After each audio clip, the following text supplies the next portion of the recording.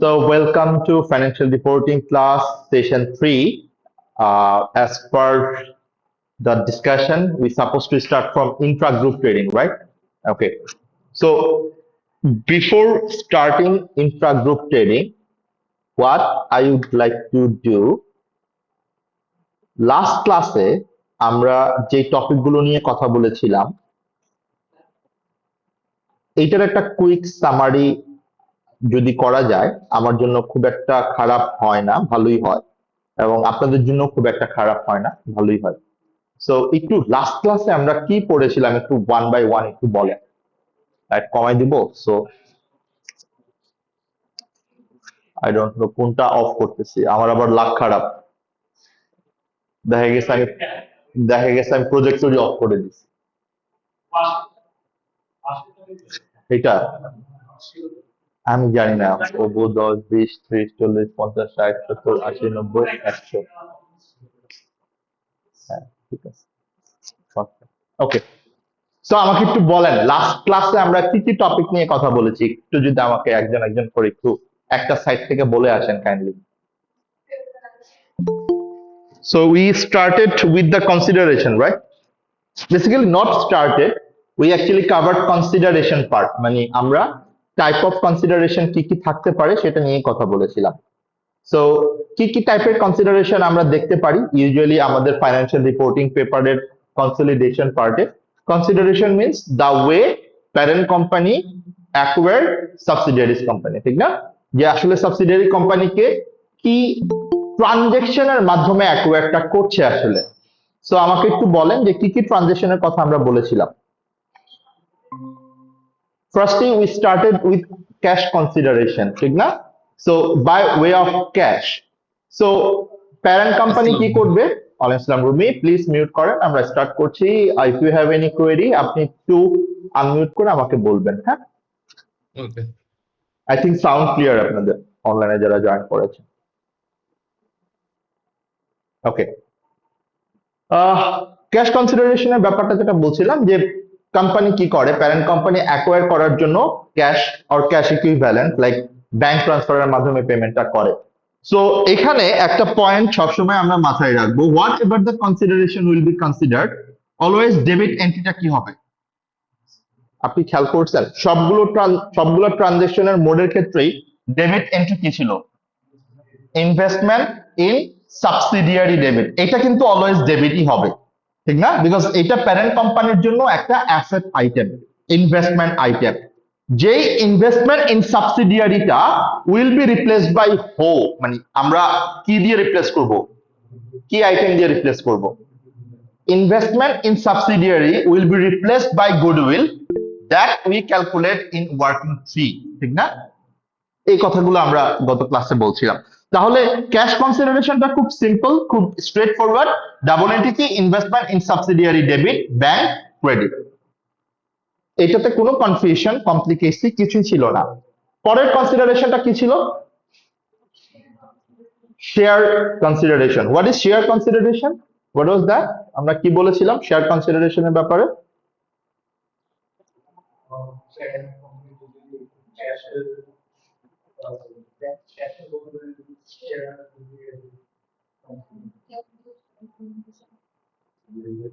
So what is the way? Here parent company is not paying anything in cash, ঠিক না?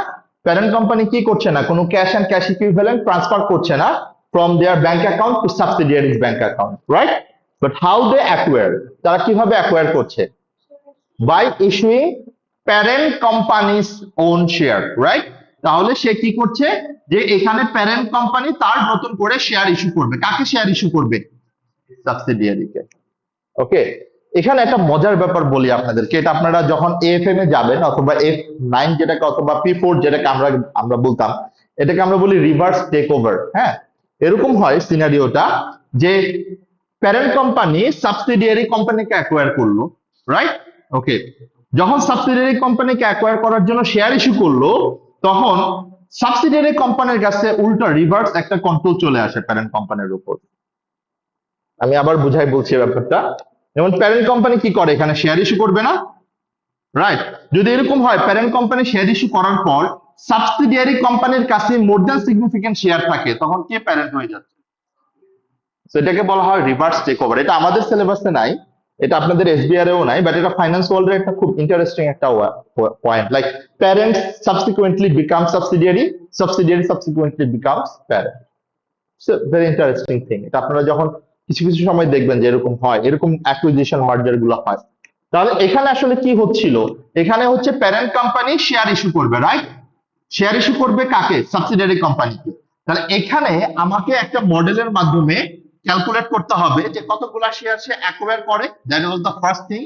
তারপরে কতগুলা parent company share issue করবে, that was the second step. And third step কি ছিল? এই যতগুলা number of share parent company issue করবে সেই কোম্পানির শেয়ারের ফেয়ার ভ্যালু কত, ঠিক না? এবং এখানে আমরা ফেয়ার ভ্যালু কারটা নিব, সাবসিডিয়ারিটা নিব না প্যারেন্ট কোম্পানিটা নিব? বিকজ শেয়ারটা কে ইস্যু করছে? Parents. So that's why we should consider the fair value, the market value of parent company. Clear? Okay. তাহলে here what will be the double entry? Double entry কি হবে? Investment in subsidiary debit. এটা always will remain same, right? But credit entry কি cash হবে? এখানে কি cash দিচ্ছে parent company? না। প্যারেন্ট কোম্পানি কি ইস্যু করছে? শেয়ার ইস্যু করছে। Whenever parent company is issuing share, তার দুইটা অ্যাকাউন্টে always হিট করবে, right? Share capital and share premium. তাহলে ডাবল এন্ট্রি কি দাঁড়াচ্ছে?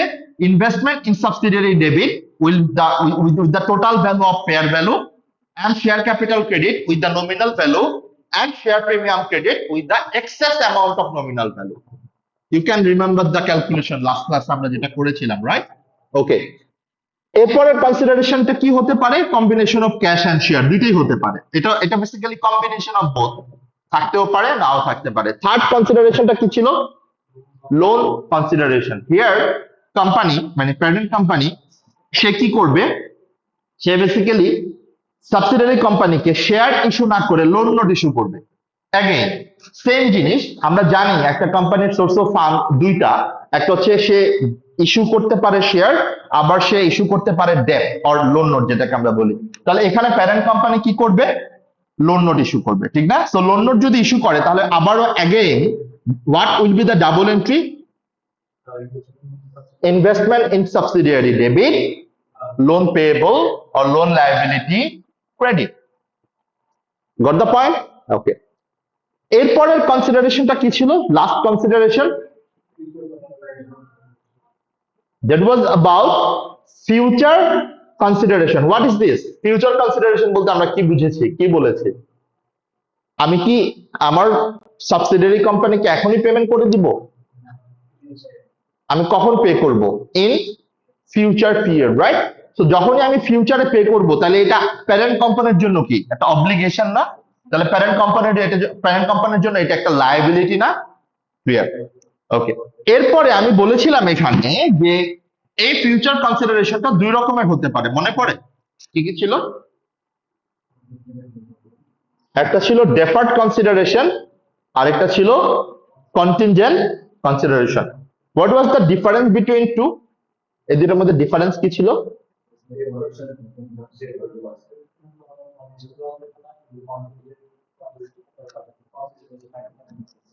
ওকে।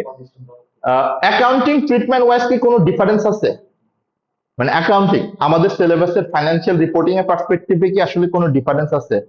হোয়াটএভার এটা ডেফার্ড, হোয়াটএভার এটা কন্টিনজেন্ট, আমার অ্যাকাউন্টিং স্টেপ যেটা সেটা আমাকে একই প্রসেস ফলো করতে হবে। বাট একটা ছোট্ট জিনিস থাকবে, সেটা হচ্ছে ডেফার্ড কনসিডারেশনে কোনো কন্ডিশন দেওয়া থাকবে না, বাট কন্টিনজেন্ট কনসিডারেশনে প্যারেন্ট কোম্পানি কিছু কন্ডিশন দিবে। যেমন আপনাকে ইবিটটা থাকতে হবে এত, আপনার প্রফিট গ্রোথ থাকতে হবে এত, আপনার এমপ্লয়মেন্টের গ্রোথ এরকম থাকতে হবে, মার্কেট শেয়ার এত হতে হবে, এরকম সিমিলার মডেল অফ কন্ডিশন দেওয়া থাকে। সো এখানে আমার অ্যাকাউন্টিং ট্রিটমেন্টটা কিভাবে হবে? ফার্স্ট থিং আপনাকে মনে রাখতে হবে, আপনি কি কনসিডারেশনটা এখন পে করছেন? আপনি পে করছেন কবে? ফিউচার পিরিয়ডে। তাহলে আপনাকে কি করতে হবে? এখানে ফার্স্ট স্টেপ কি হবে? আপনাকে ফিউচার কনসিডারেশনটা প্রেজেন্ট ভ্যালুতে ডিসকাউন্টিং করতে হবে, ঠিক না? এই প্রসেসটাকে আমরা বলি ডিসকাউন্টিং। কি এটা? To convert future value into present value. এটা ফর্মুলা কি ছিল? 1 plus r to the power minus n, right? জি মানে জি।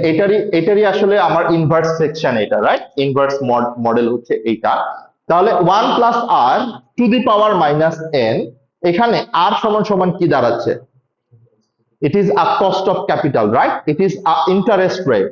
It is a required rate of return. It is discounting rate. আপনি যেটাই বলেন প্রত্যেকটারই নাম আসলে এক, বাট এই জিনিসটাই, এই আর্টটাই আপনারা অনেক সুন্দর করে শিখবেন যখন F9 এ যাবেন।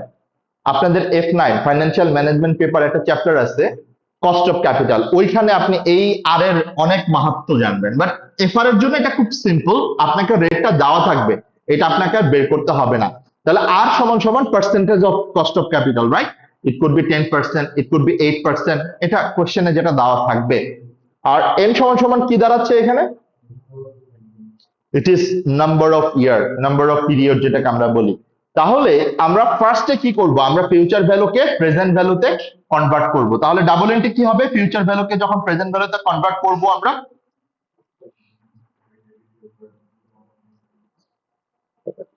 ইনভেস্টমেন্ট ইন সাবসিডিয়ারি ডেবিট, এটা নিয়ে তো কোনো সমস্যা নাই। Okay, and what will be the present value, যেটাকে আমরা প্রেজেন্ট ভ্যালুতে আনলাম, that is a deferred consideration, right? Deferred consideration আমার জন্য কি? আমি কি এটা পে করে দিয়েছি অলরেডি? ডেফার্ড কনসিডারেশনকে আমি পেমেন্ট করে দিয়েছি। এটা কবে পে করব আমি? ফিউচারে। তাহলে এটা আমার জন্য কি, মানে প্যারেন্ট কোম্পানির জন্য এটা কি? লায়াবিলিটি। তাহলে আমার ডাবল এন্ট্রি কি দাঁড়াচ্ছে? ডাবল এন্ট্রি দাঁড়াচ্ছে হচ্ছে আমার investment in subsidiary debit, you see, এই যে, right, and deferred consideration credit. এখানে কি কাজ শেষ?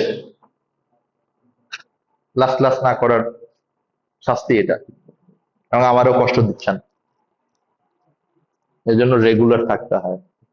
কারণ আপনারা কখনো এটা ট্রাই করছেন যে ধরেন 1 সপ্তাহ খাইলেন না, রেগুলারলি 1 সপ্তাহ ইনভেস্টমেন্ট না করতে খেয়ে হবে। অষ্টম দিনে 1 সপ্তাহ খাবার খেলেন সব, ট্রাই করছেন? ট্রাই করিয়েন তো একদিন, একবার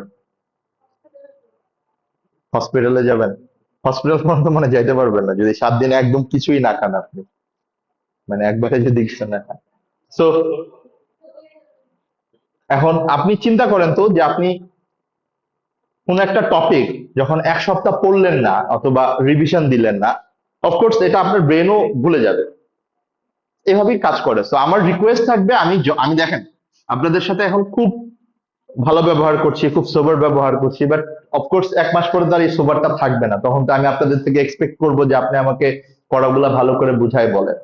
তো আমি এই জন্য এক্সপেক্ট করি যে আমি প্রতি ক্লাসে স্লোলি যাচ্ছি, বাট আই এম এক্সপেক্টিং এটা আপনারা বাসায় দেখে আসেন, সো দ্যাট ডায়লগটা হয়। যেমন আজকে আমি যে টপিক পড়াবো, আজকে এটা আপনাকে পারতে হবে এটা আমি এক্সপেক্ট করছি না, বাট হোয়াট আই এক্সপেক্ট এটা নেক্সট ক্লাসে আপনি যেন পারেন। সো প্লিজ, মানে এই জায়গাটা একটু খেয়াল করবেন। তাহলে স্টেপ 1 আমাদের চলে গেল, আমরা ডিসকাউন্টিং করলাম, এখানে কি কাজ শেষ? এরপরের আরেকটা স্টেপ আসছে না, আমাকে এখন কি করতে হবে? এই যে আমরা প্রেজেন্ট ভ্যালুতে আনলাম, এটাকে এখন আবার প্রতি বছর আমাকে আনউইন্ডিং করতে হবে, রাইট? তাহলে আনউইন্ডিং যখন আমরা করব, এখানে খেয়াল করব যে আনউইন্ডিং করার সময় আমার যে ডাবল এন্ট্রিটা আসবে, ডাবল এন্ট্রিটা কি হবে? Finance cost debit and deferred consideration credit.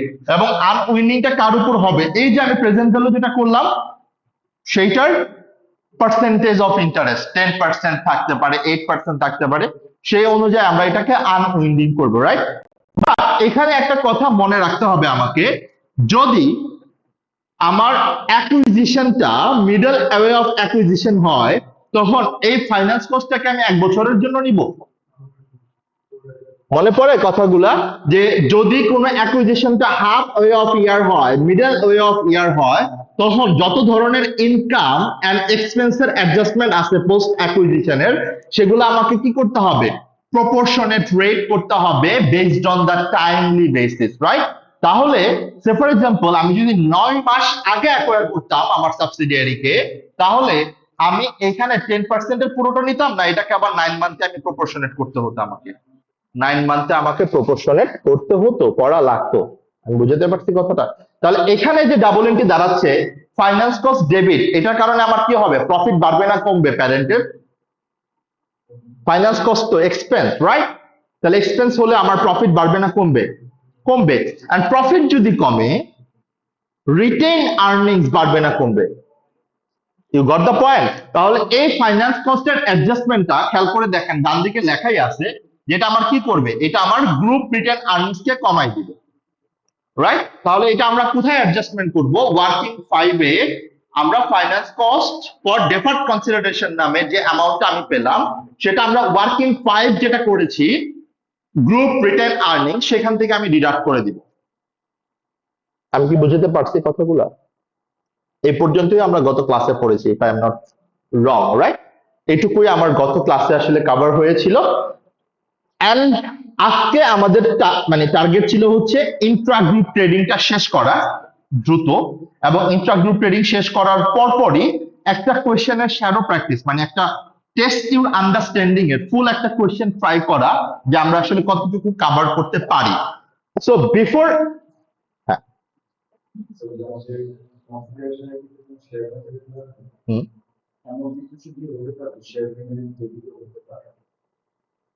না না, মানে ফেয়ার ভ্যালুর নিচে আপনি, মানে এটা লিগালি, মানে না, না, হ্যাঁ, না,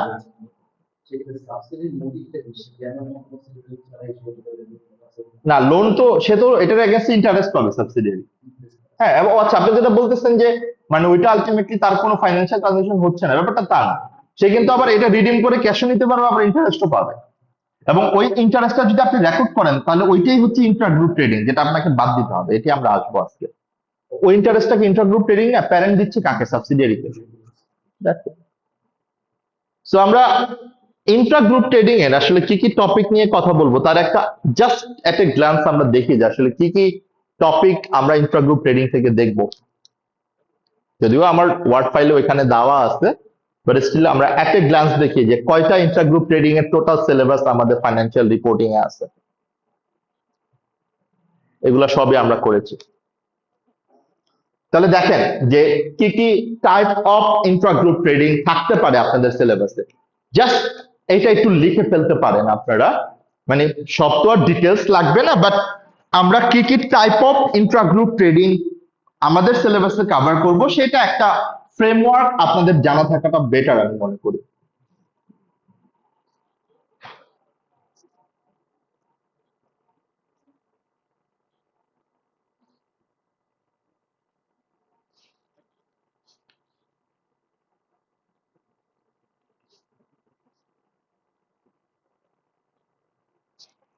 আমরা মোটামুটি ভাবে সবগুলোই কভার করবো ইনশাল্লাহ আজকে।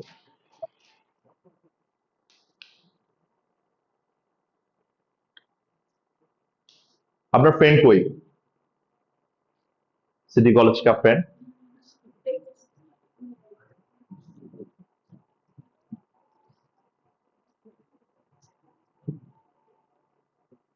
মানে আমার একটা জিনিস মনে হয়, যত বেশি ফ্যাসিলিটিস তত বেশি ফাঁকিবাজি, বুঝছেন?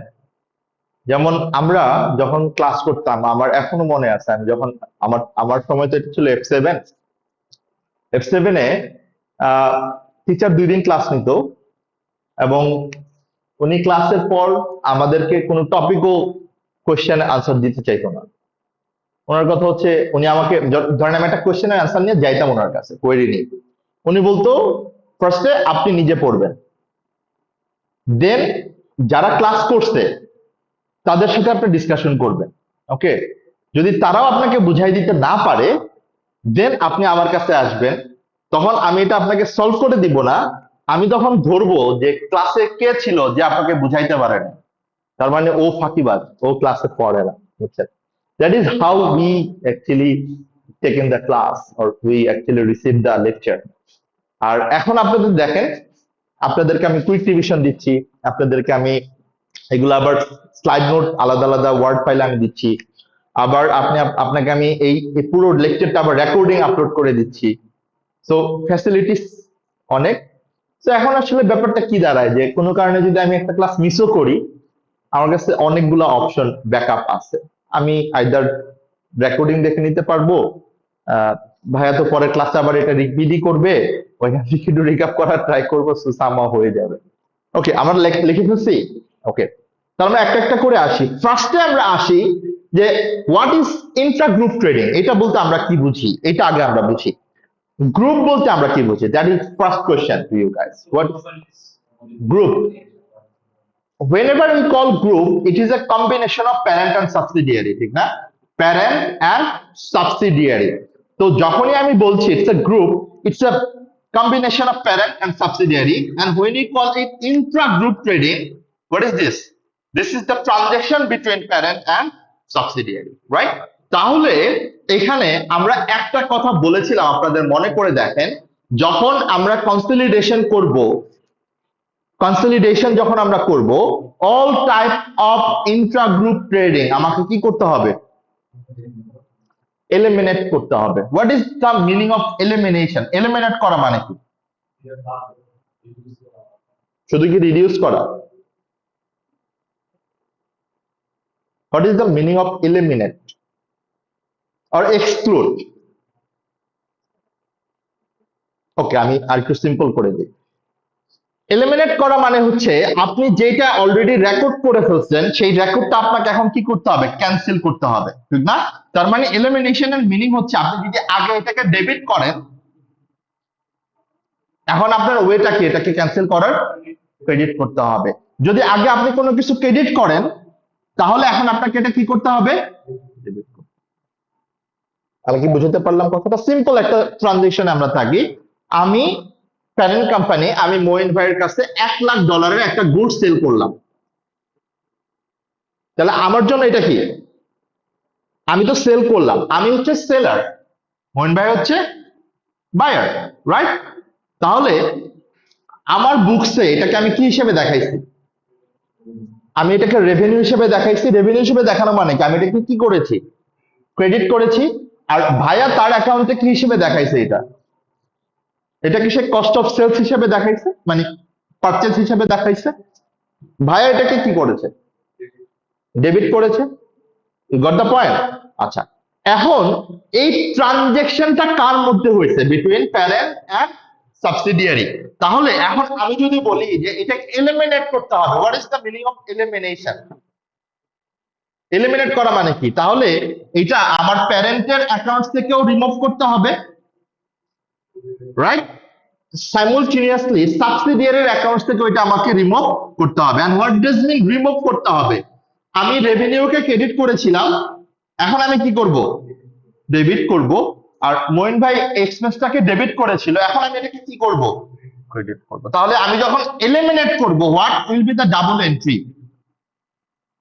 Revenue debit and cost of sales credit. Simple একটা ট্রানজিশন। আমি কি বুঝাতে পারলাম কথাটা? আমি আবার এক্সাম্পলটা দিচ্ছি।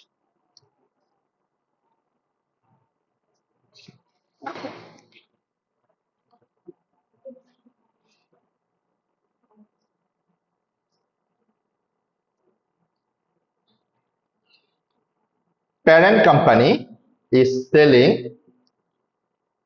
100,000 amount of goods to subsidiaries. না, সাবসিডিয়ারি টু সাবসিডিয়ারি সেটা রিলেটেড পার্টি, সেটা আলাদা জিনিস। আমি যখন কনসলিডেশন করছি, না, that's not my books concern. আমার কনসার্ন হচ্ছে আমি সাবসিডিয়ারির সাথে কি ট্রানজাকশন করছি, মানে কোন ট্রানজাকশনটা between parent and subsidiary, not between sub subsidiary.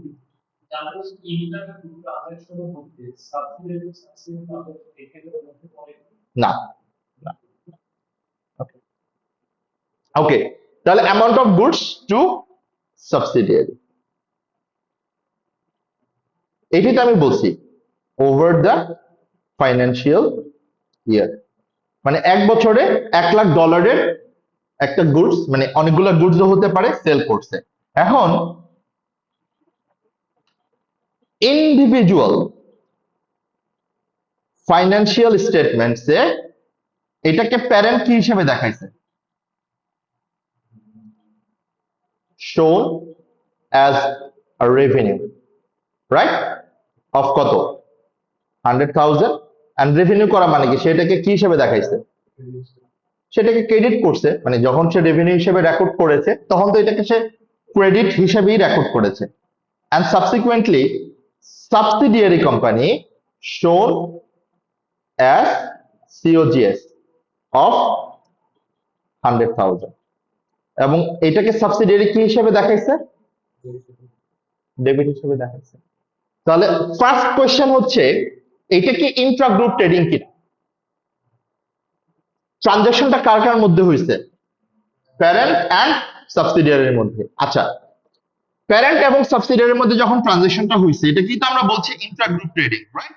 Okay, now what we need to do, আমাকে এখন এই ইন্ট্রা গ্রুপ ট্রেডিংটা কি করতে হবে, what we need to do, eliminate করতে হবে, right? And what is the meaning of elimination? যে যেটা করেছে ঠিক তার রিভার্স করতে হবে, right? Now to eliminate this transaction in consolidation অথবা গ্রুপ অ্যাকাউন্টে, তাহলে ডাবল এন্ট্রি কি হবে, মানে এলিমিনেশনের জন্য ডাবল এন্ট্রি আমি কি দিব, রেভিনিউ ডেবিট। কার রেভিনিউ আমি ডেবিট করব,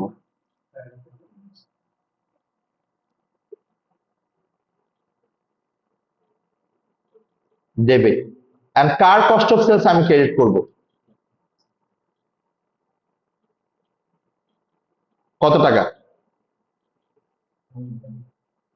কত আমি রেকর্ড করেছিলাম অলরেডি, 100,000। আমি কি বুঝতে পারলাম কথাটা, কোনো কনফিউশন আছে এই জায়গাটাতে? ওকে, আচ্ছা, একই ট্রানজেকশনটা যদি সাবসিডিয়ারি সেল করতো প্যারেন্টের কাছে তাহলে কি হতো আসলে, হোয়াট উড বি, একই জিনিস মানে আমি এই ট্রানজেকশনটার কথা কি বললাম, প্যারেন্ট সেল করছে সাবসিডিয়ারির কাছে, রাইট? বাট যদি সাবসিডিয়ারি সেল করতো প্যারেন্টের কাছে, হোয়াট উড বি,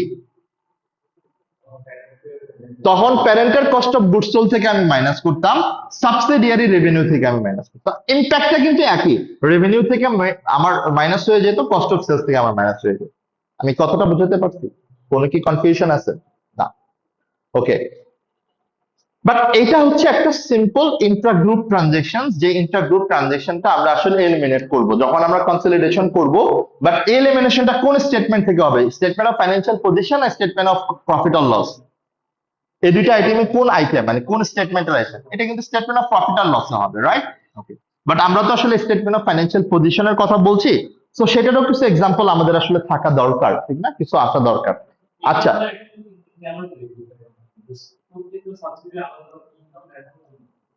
না, আপনি একটু ঠান্ডা মাথায় চিন্তা করেন, এই যে এক্সপেন্সটা দেখাচ্ছে সাবসিডিয়ারি, আমি কনসলিডেশনটা কখন করছি, প্রত্যেকটা এন্টিটির কি ইন্ডিভিজুয়াল ফাইন্যান্সিয়াল স্টেটমেন্ট প্রিপেয়ার করা আছে না? সাবসিডিয়ারি কি তার ফাইন্যান্সিয়াল স্টেটমেন্ট প্রিপেয়ার করছে, প্যারেন্ট তার ফাইন্যান্সিয়াল স্টেটমেন্ট প্রিপেয়ার করছে, গট দ্য পয়েন্ট? এখন সাবসিডিয়ারির যে পোস্ট অ্যাকুইজিশন প্রফিট তার 80%, মানে যে পার্সেন্টেজটা আমি অ্যাকোয়ার করছি সেটা কি প্যারেন্ট কোম্পানি পাবে না, তার রিটার্ন অ্যানালিসিসের সাথে অ্যাড হবে না? ক্লিয়ার? আচ্ছা, এট দ্য সেম টাইম আমি যদি আবার এই রেভিনিউটাকে আমার বুকসে দেখাই তাহলে জিনিসটা কি ডাবল হয়ে যাচ্ছে না? আমি কি বুঝাতে পারছি? ইউ গট দ্য পয়েন্ট, যে আমি তো আলটিমেটলি এটা তো আসলে রিয়েলাইজ কোনো জিনিস না। রিয়েলাইজ কোনো জিনিস না বলতে আমরা কি বুঝাচ্ছি, যেমন আমরা যে প্যারেন্ট এবং সাবসিডিয়ারি বলে দুইটাকে আসলে সেপারেট এন্টিটি, যখন আমরা কনসলিডেশন করি, কনসলিডেশন যখন করি তখন আমরা কি কনসিডার করি এটাকে, it's a single unit, right? Okay, এখন আসেন, প্যারেন্ট কোম্পানি যদি সাবসিডিয়ারি কোম্পানির কাছে কোনো টাকা পায়, মানে প্যারেন্ট কোম্পানির জন্য যদি এটা রিসিভেবল হয়, তাহলে এই রিসিভেবলটা কি আসলে কোনো রিয়েলাইজ রিসিভেবল হবে? মানে কনসেপ্টটা কি দাঁড়াচ্ছে, ধরেন আমার বাম পকেটে 100 টাকা রাখছি, আমি ডান পকেটে 100 টাকা রাখছি, টাকাটা কার কাছে আছে? টাকাটা তো আমার কাছেই আছে। তাহলে আমি যখন বলতেছি যে প্যারেন্ট সাবসিডিয়ারির কাছে টাকা পায়, তাহলে টাকাটা কার মধ্যে, আসলে তো গ্রুপের মধ্যে, তাহলে এটা কি আর রিয়েলাইজ কোনো রিসিভেবল? আমি কি বুঝাতে পারছি কথাগুলা? সো দ্যাটস ওয়াই আমরা ইন্ট্রা গ্রুপ ট্রানজেকশন দেখাতে পারি না আমাদের গ্রুপ অ্যাকাউন্টে। পয়েন্টটা ক্লিয়ার?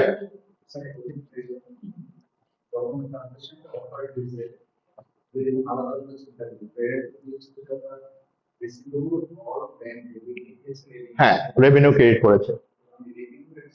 রিসিভেবল অ্যাডজাস্টমেন্টটা নিব কিনা, হ্যাঁ হ্যাঁ আসতেছি, এটাই আমি আসতেছি। এই জন্য আমি সিম্পলটা দেখে শেষ করলাম।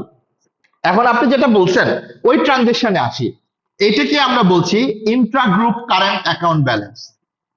Intra group current account balance. ফার্স্টে কি লিখছিলেন আপনারা পিডিএফ থেকে,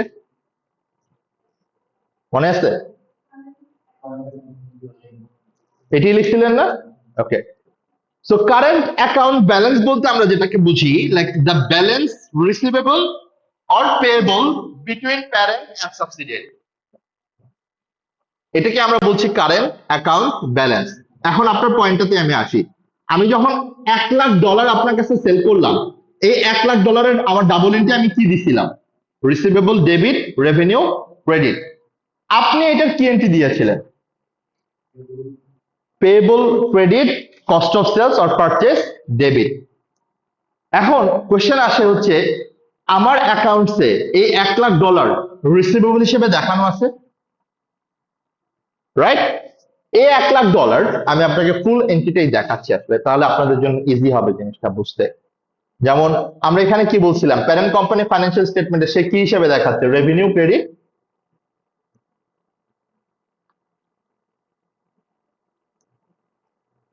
অ্যান্ড রিসিভেবল ডেবিট। কত?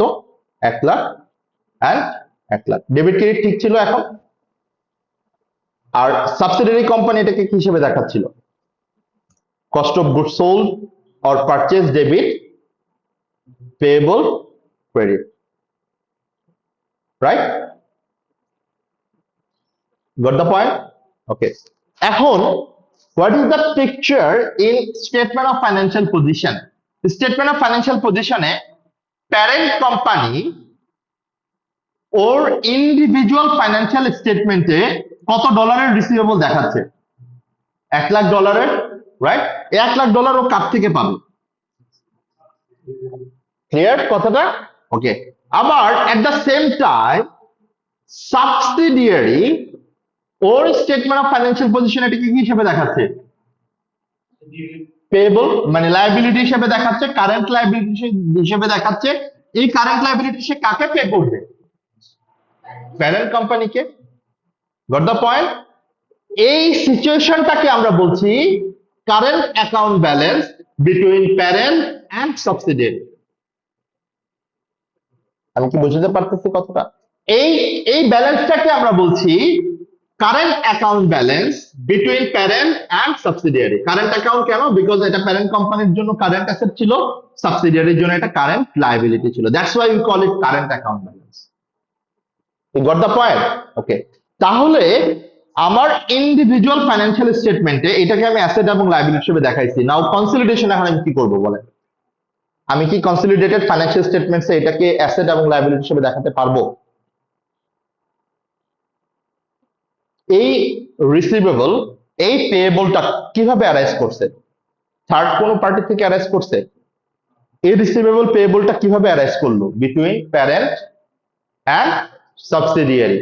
তাহলে বিটুইন প্যারেন্ট এন্ড সাবসিডিয়ারি যদি কোনো ব্যালেন্স থাকে সেটাকে আমরা কি বলি? Intra group balance, right? এবং আমরা ইন্ট্রা গ্রুপের ক্ষেত্রে কি বলছি? All type of intra group transaction and balances should be eliminated. আমি কি বুঝতে পারছি কথাটা? ওকে। তাহলে এখন আমি এই কারেন্ট অ্যাকাউন্ট ব্যালেন্সটা কি করব? আমি কি আমার ব্যালেন্স শিটে রেখে দিব এইভাবে? আমি কি ব্যালেন্স শিট এভাবে রেখে দিব? এখন আমাকে কি করতে হবে? আমাকে কারেন্ট অ্যাকাউন্ট ব্যালেন্সটা এলিমিনেট করতে হবে। Goat the point? এখন কারেন্ট অ্যাকাউন্ট ব্যালেন্স যদি আমি এলিমিনেট করি তাহলে ডাবল এন্ট্রি কি হবে? আমাদের কি কন্ট্রা এন্ট্রি কথা মনে আছে? কন্ট্রা এন্ট্রি ছোটবেলায় যে পড়েছিলাম, বিপরীত দাখিলা, ঠিক না? কন্ট্রাক্টে মানে ক্রেডিটটা ডেবিট হবে, ডেবিটটা ক্রেডিট হবে। তার মানে আমি রিসিভেবলকে ডেবিট করেছিলাম, এখন আমি রিসিভেবল কি করব? ক্রেডিট করব। পেয়েবলকে ক্রেডিট করেছিলাম, এখন পেয়েবলকে আমি ডেবিট করব। Got the point? তাহলে for current account balance what will be the double entry for cancelling receivable and payable? Payable debit 1,00,000, receivable credit 1,00,000। আমি কি বুঝাতে পারলাম কথাটা? Is there any confusion? Sure?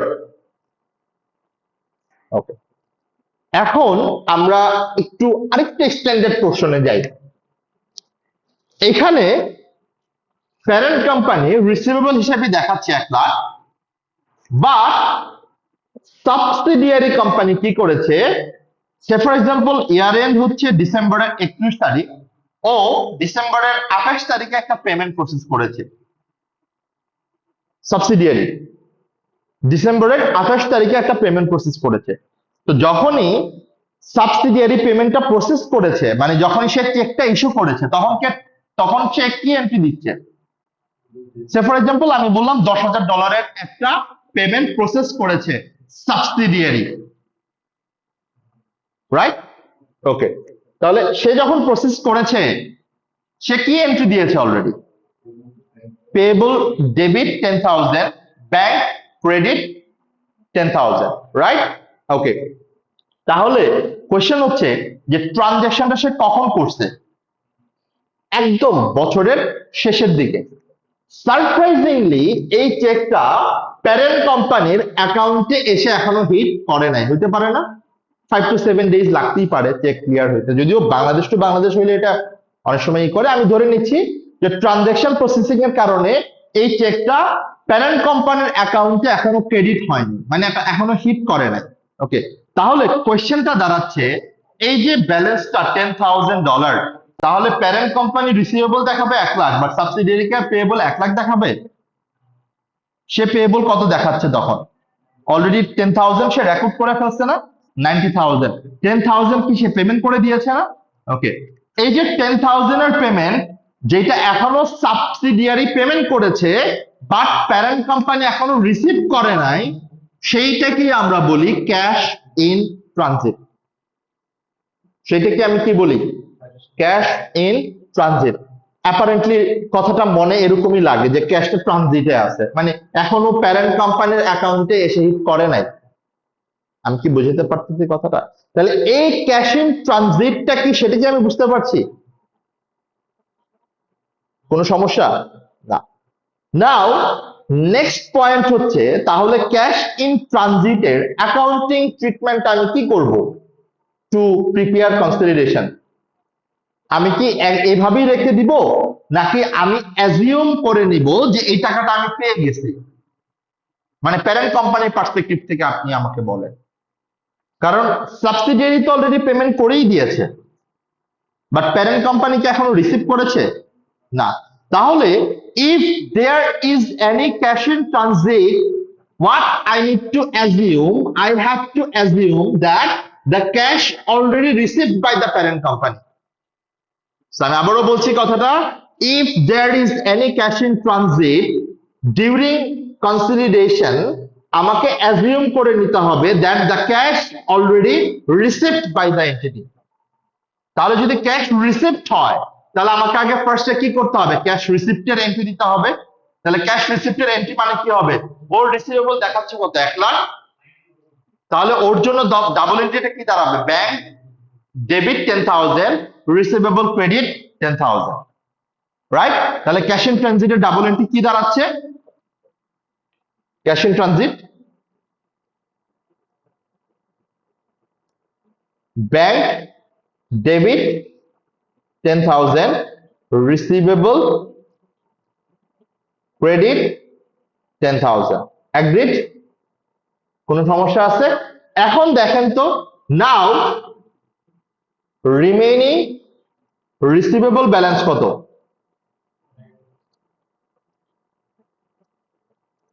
90,000,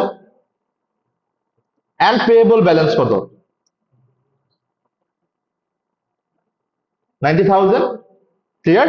তাহলে এখন আমাকে কি করতে হবে? এখন এই 90,000 এলিমিনেট করতে হবে from receivable and from payable. আমি কি বুঝতে পারলাম কথাটা?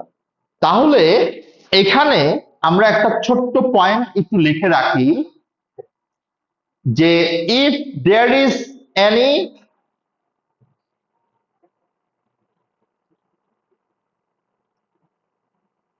if there is any cash in transit, if there is any cash in transit,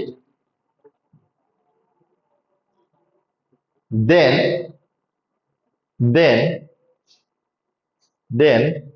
during preparing consolidated financial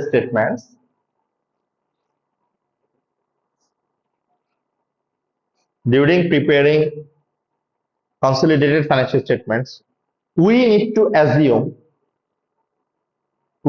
assume that the cash is received by the entity. The cash is received by the entity.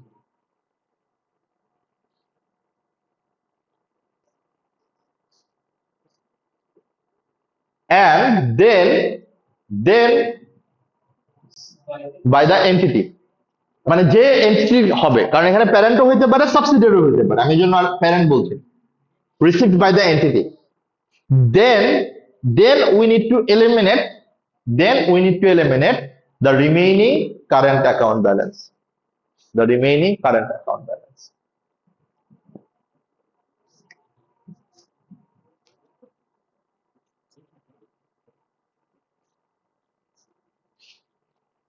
আমি কি বুঝতে পারলাম কথাটা? ওকে, তাহলে cash in transit যদি থাকে কোশ্চেনে, তার মানে ক্যাশ ইন ট্রানজিট যদি থাকে সিনারিওতে, কোশ্চেন দেরি হলো কেন? তিনটাই ছিল ক্লাস, মানে 3:30টায় শুরু করছি। তাহলে যদি ক্যাশ ইন ট্রানজিট থাকে আমার কোশ্চেনে, তাহলে এখানে প্যারেন্টের রিসিভেবল এবং সাবসিডিয়ারি পেয়েবল কি সেম ব্যালেন্স দেখাবে? ব্যালেন্সটা কি সেম দেখাবে না, ঠিক না? তো আমাকে ফার্স্টে কি করতে হবে? দুইটা সেম ব্যালেন্সে নিয়ে আসতে হবে। তাহলে কারেন্ট অ্যাকাউন্ট ব্যালেন্সটা ডিফারেন্ট হতে পারে, ঠিক না? ডিফারেন্ট হতে পারে। তার একটা এক্সাম্পল আমরা দেখলাম কি, ক্যাশ ইন ট্রানজিট। এটা কি ক্লিয়ার? ওকে, কোনো কোশ্চেন আছে এই জায়গাটাতে? Any confusion? আমরা নেক্সট সিনারিওতে যাই, একই সিমিলার টাইপ, ক্যাশ ইন ট্রানজিটের মতোই ওইটা। কারেন্ট অ্যাকাউন্ট ব্যালেন্স ডিফারেন্স হতে পারে দুইটা কারণে। একটা হচ্ছে ক্যাশ ইন ট্রানজিট, যেটা আমরা মাত্রই দেখলাম, আরেকটা হচ্ছে গুডস ইন ট্রানজিট। সিমিলার মানে একই রকম জিনিস, বাট একটু ডাইমেনশনটা just different.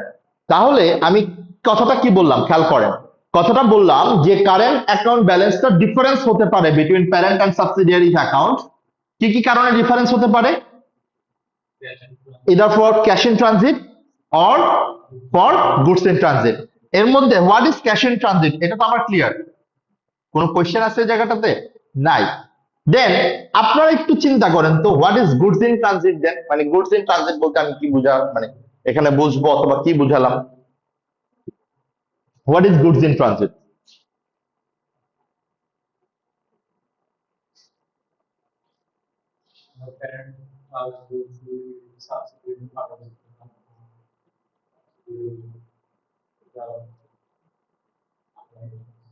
Yeah, similar, right?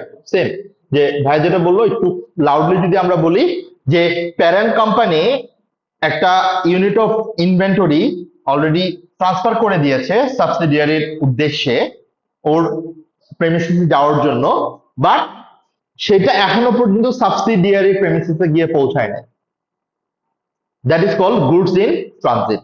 ওকে, তাহলে এইটার আমি একটা অ্যামাউন্ট ধরে নিই, তাহলে ইজি হয় আমার জন্য, ঠিক না?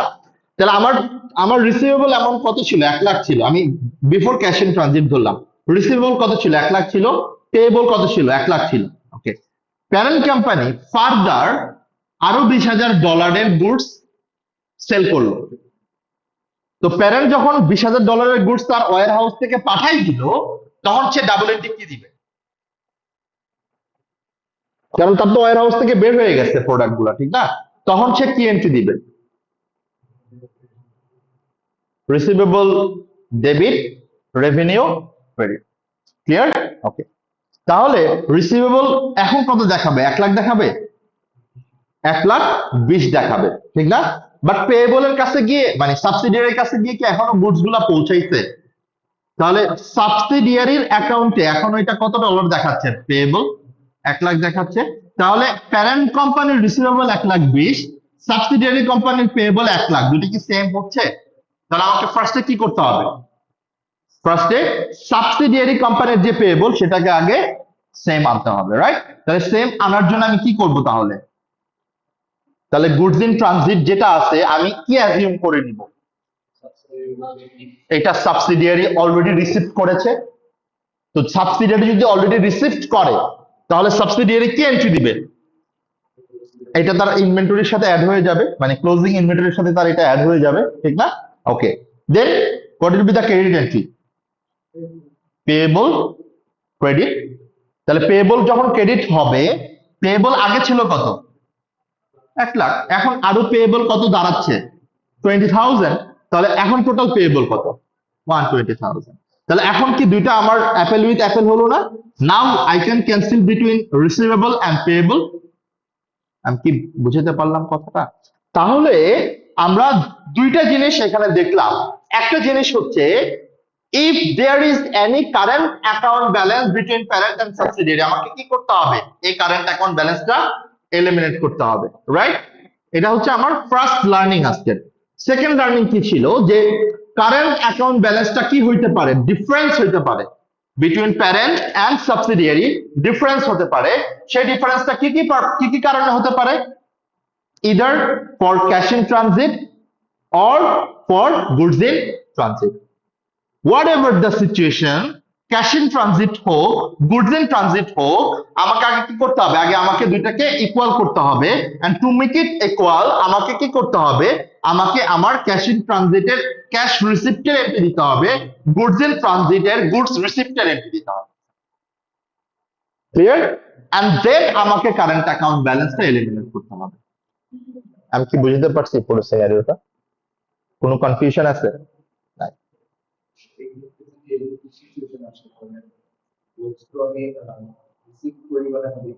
হুম, ওইটুকু অ্যাডজাস্ট করে নিতে হবে, হ্যাঁ ওটা যদি হয়। বাট আমার তো এটা হচ্ছে মানে আমার ওই গুডস যেতে যেতে হয়তো আরো সময় লাগবে, বাট আমি তো আমার কনসলিডেশনটা ইয়ার এন্ড দিয়ে প্রিপেয়ার করছি।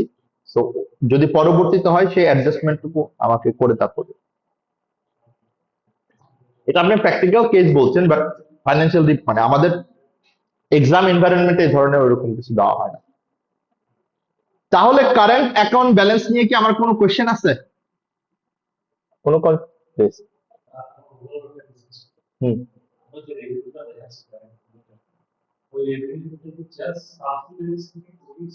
জাস্ট অতটুক, right? Not the whole revenue.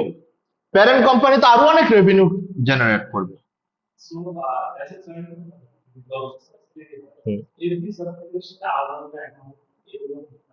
Right, consolidation এরকম থাকবে, হ্যাঁ মানে ওর কাস্টমার থাকবে না।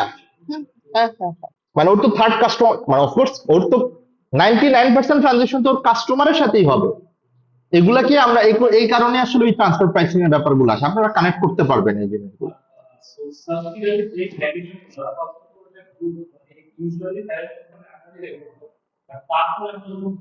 না ইউজুয়ালি না, মানে এটা হচ্ছে নর্মাল কাস্টমারের মতোই রেকর্ড হয়।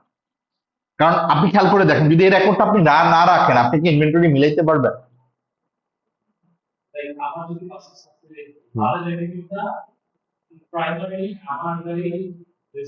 হুম, আপনি ঠান্ডা মাথায় চিন্তা করেন।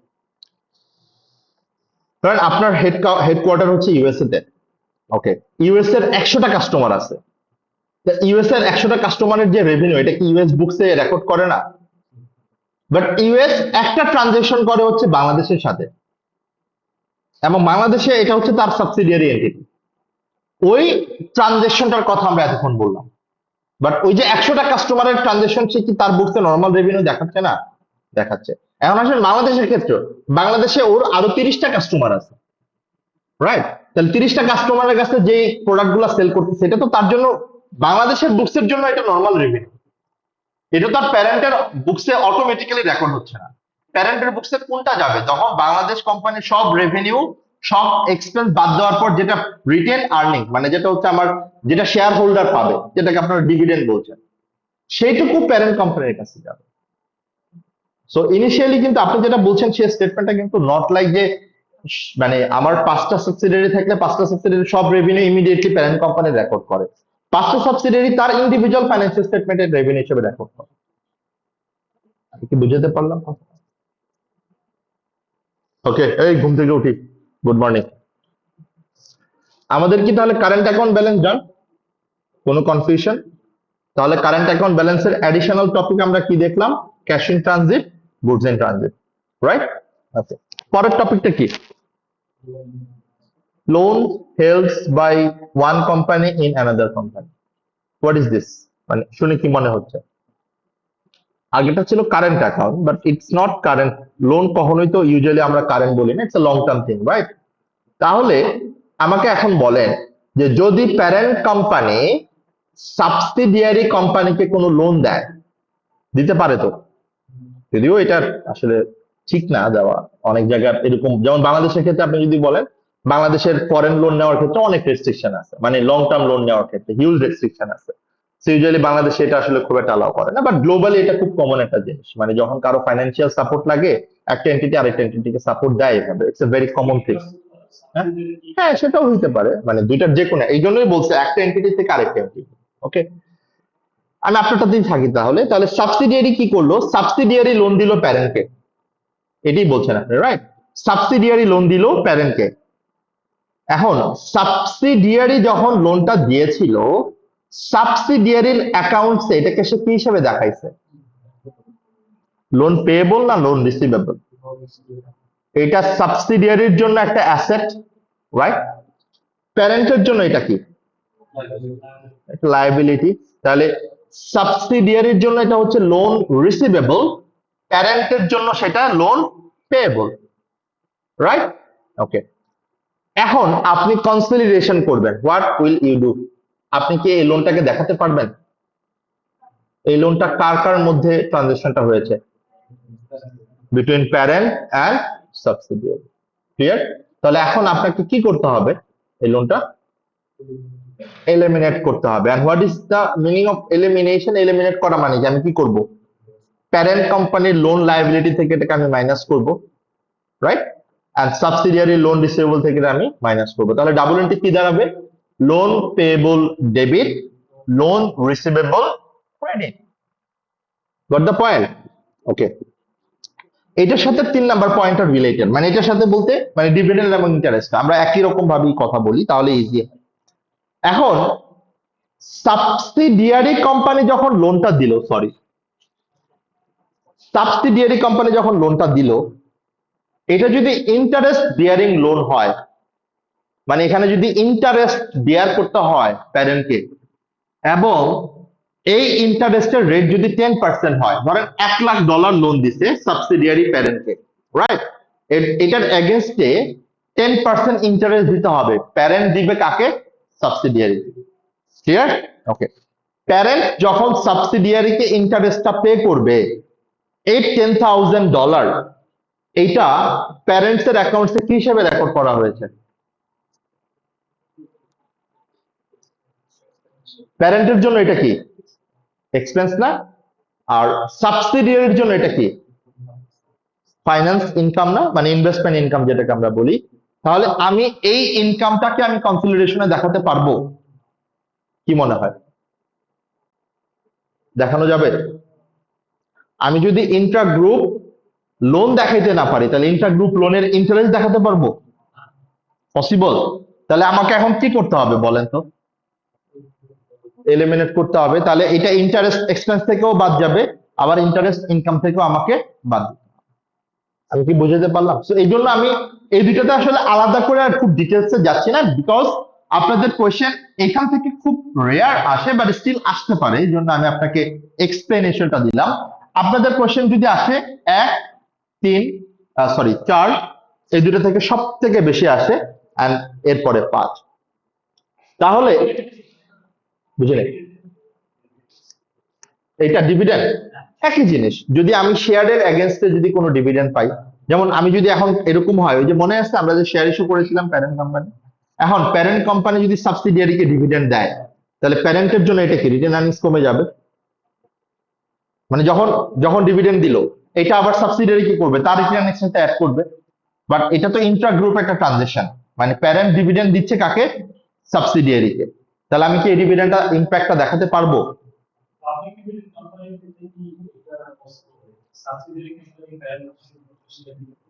হ্যাঁ, পসিবল তো হয়তো পাবলিক মানে পিএলসির ক্ষেত্রে তো আলটিমেটলি ওর সাবসিডিয়ারি কোম্পানি যদি ওর কোম্পানিতে শেয়ার থাকে, ওই যেটা বললাম আমরা যে শেয়ার কনসিডারেশনের মাধ্যমে, সেক্ষেত্রে ডিভিডেন্ড থাকতেই পারে।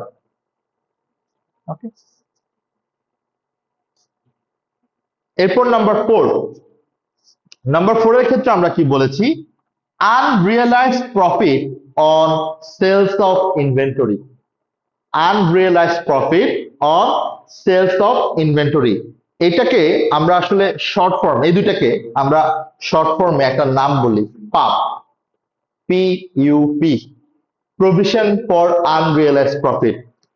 আমাদের কি অবজেক্টিভ থাকে, আমাদের ইসলামিক বলি অথবা অন্য কোনো রিলিজন যেটাই বলি, আমাদের পাপ কি আমাদের শরীরে রাখা উচিত, মানে পাপ কি আমাদের ক্যারি করা উচিত, পাপ কি করা উচিত, পাপ মোচন করা উচিত, রাইট? হোয়াট ডাজ মিন পাপ মোচন?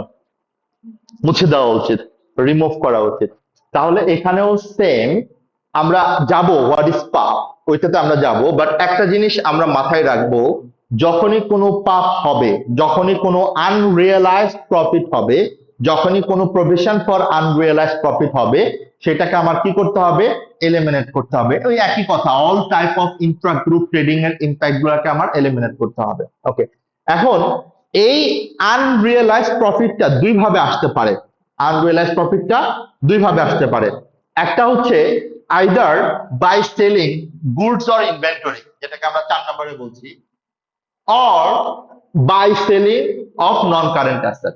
আমরা পরেরটাতে একটু পরে যাই, বাট আমরা আগেরটাই একটু আগে থাকি, আমরা 4 নাম্বারটা আগে থাকি। এটার আমরা একটু একটা সিনারিও বলেছিলাম, দেখেন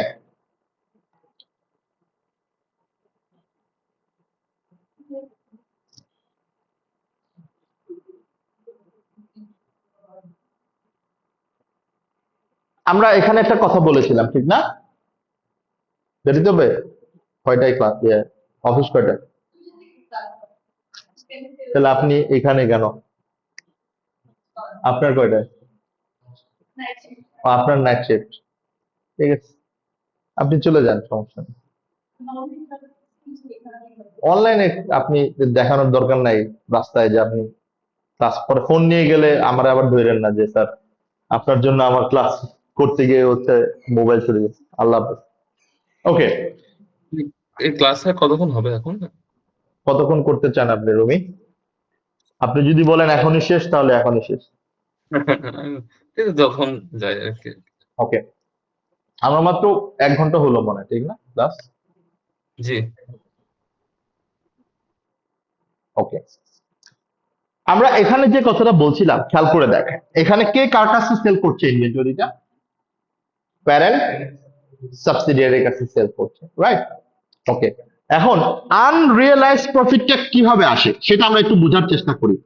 আনরিয়েলাইজ প্রফিট মানে কি? যে প্রফিটটা আসলে রিয়েলাইজ করা যাবে না, ঠিক না? যে প্রফিটটা রিয়েলাইজ করা পসিবল না। আমি তো মঈন ভাইয়ের সাথে এক্সাম্পলটা দিচ্ছিলাম। তো ধরেন মঈন ভাই কি করলো, এই $1,00,000 ইনভেন্টরি সে পুরোটা থার্ড পার্টির কাছে সেল করে দিল, কারণ সে তো আর ইনভেন্টরি রাখার জন্য এখান আমার থেকে নেয় না, ঠিক না? সে এটা তো থার্ড পার্টির কাছে সেল করবে বলেই নিয়েছে। সে যদি এই পুরো $1,00,000 তার থার্ড পার্টি বলতে আমরা বুঝাচ্ছি তার কাস্টমারের কাছে যদি সেল করে দেয়, সেখানে কি আর কোনো আনরিয়েলাইজ কিছু থাকে? কারণ $1,00,000 আমি সেল করেছিলাম ভাইয়ের কাছে, ভাইয়া এই $1,00,000 ইনভেন্টরি পুরো 100% ইনভেন্টরি সে সেল করে দিল। এটার মধ্যে কি কোনো আনরিয়েলাইজ ব্যাপার আছে? মানে এখনো পর্যন্ত কি গ্রুপের মধ্যে কোনো ইম্প্যাক্ট রয়ে গেছে এক্সেপ্ট ওই রেভিনিউটা ছাড়া? আমি কি বুঝতে পারছি কথাটা? মানে এখনো পর্যন্ত কোনো ক্লোজিং ইনভেন্টরি কি গ্রুপের মধ্যে আছে? নাই। আমি সেম এক্সাম্পলটাতেই থাকি। আমার আমি $1,00,000 সেল করলাম মঈন ভাইয়ের কাছে সাবসিডিয়ারির কাছে, বাট খুব ডিস্টার্ব করতেছে, but at end of the year there was an inventory of BDT 50,000 remain at the subsidiaries warehouse. What is this? এটা বলতে আমরা কি বুঝাচ্ছি?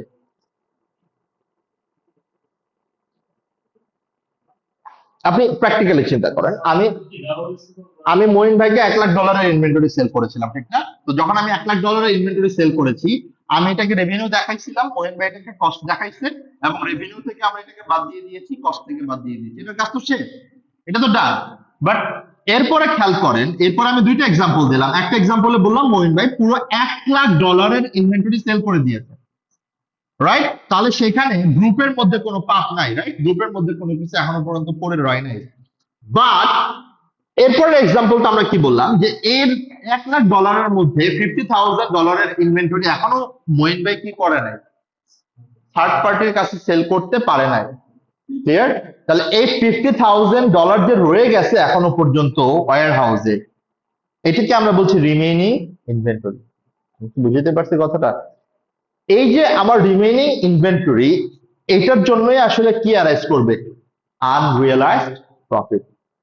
কারণ না এই 50,000 এর যে প্রফিটটা আসলে হওয়ার কথা, সেটা এখনো পর্যন্ত থার্ড পার্টি থেকে আমি প্রফিটটা করতে পারি নাই, মানে আমি এখনো পর্যন্ত থার্ড পার্টির কাছে সেল করতে পারি না। আমি কি কথাটা বুঝাইতে পারছি? তাহলে this is call the scenario of unrealized profit due to sale of inventory। এখানে কি সেল করছিলাম আমি মঈন ভাইয়ের কাছে? Inventory, goods, right? যেটা রেডি ডে টু ডে আমি আসলে সেল করে থাকি। এখন আমি যদি আনরিয়েলাইজড প্রফিট ক্যালকুলেট করি, আমি কত অ্যামাউন্টের উপর ক্যালকুলেট করব? কোন অ্যামাউন্টের উপর ক্যালকুলেট করব? 50,000 এর উপর। এবং এই 50,000 এর উপর যে আমি ক্যালকুলেট করব, আমার এখানে কি দরকার? প্রফিট পার্সেন্টেজ দরকার না? আমি প্রফিট পার্সেন্টেজ ছাড়া কি এখানে জানি যে প্যারেন্ট কত পার্সেন্ট প্রফিট আসলে সে অ্যাড করতো এখানে? ওকে, তো আমি ধরে নিলাম এখানে মার্জিন 30%।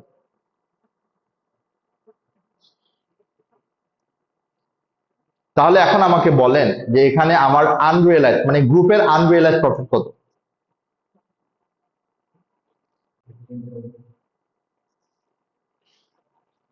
$50,000 ইন্টু 30% কত হয়?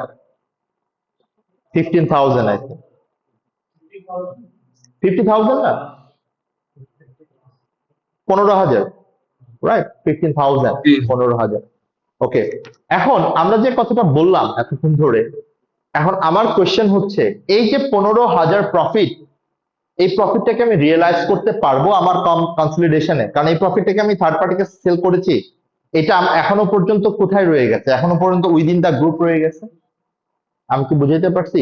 So this is the scenario of unrealised profit due to sale of inventory. আমি জাস্ট সিনারিওটা বোঝানোর চেষ্টা করলাম। তাহলে এই আনরিয়েলাইজড প্রফিটটা তখনই আসবে যখন কোনো ইনভেন্টরি আনসোল্ড থাকবে বিটুইন প্যারেন্ট এন্ড সাবসিডিয়ারি ট্রানজাকশনে। আমি কি কথাটা বুঝাইতে পারছি? যদি সাবসিডিয়ারি 100% সেল করে দিত, তাহলে কি আর এখানে আসতো?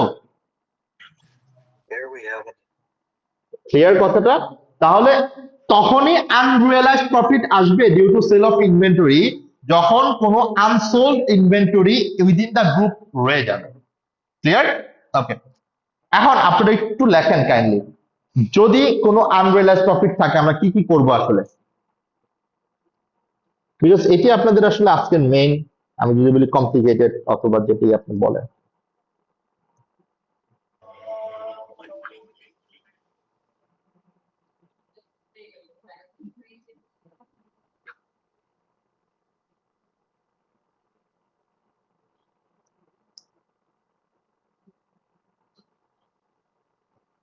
স্টেপ 1 কি আছে দেখেন।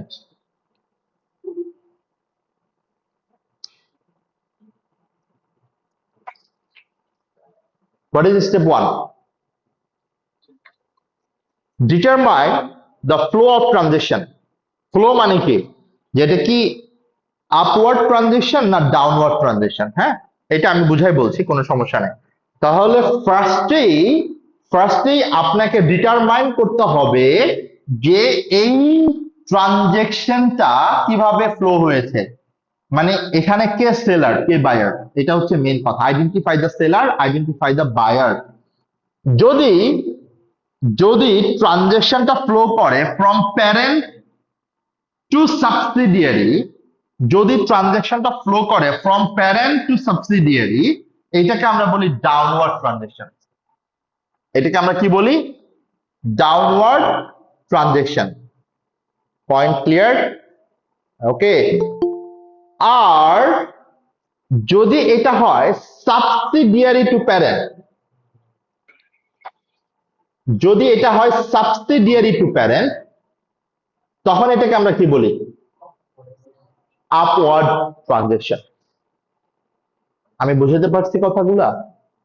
কেন এটাকে আমরা ফার্স্টে ডিটারমাইন করলাম, এটার কারণটা হচ্ছে, সরি, যদি এটা ডাউনওয়ার্ড ট্রানজেকশন হয় তাহলে এখানে আমরা কার ওয়ার্কিং থেকে অ্যাডজাস্টমেন্টটা করব?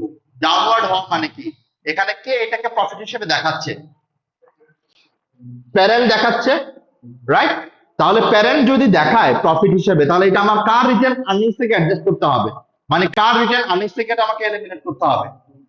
প্যারেন্টের। খেয়াল করে দেখেন এটাই লেখা আছে, if the goods sold by parent company to subsidiary company, the part, the provision for unrealized profit should be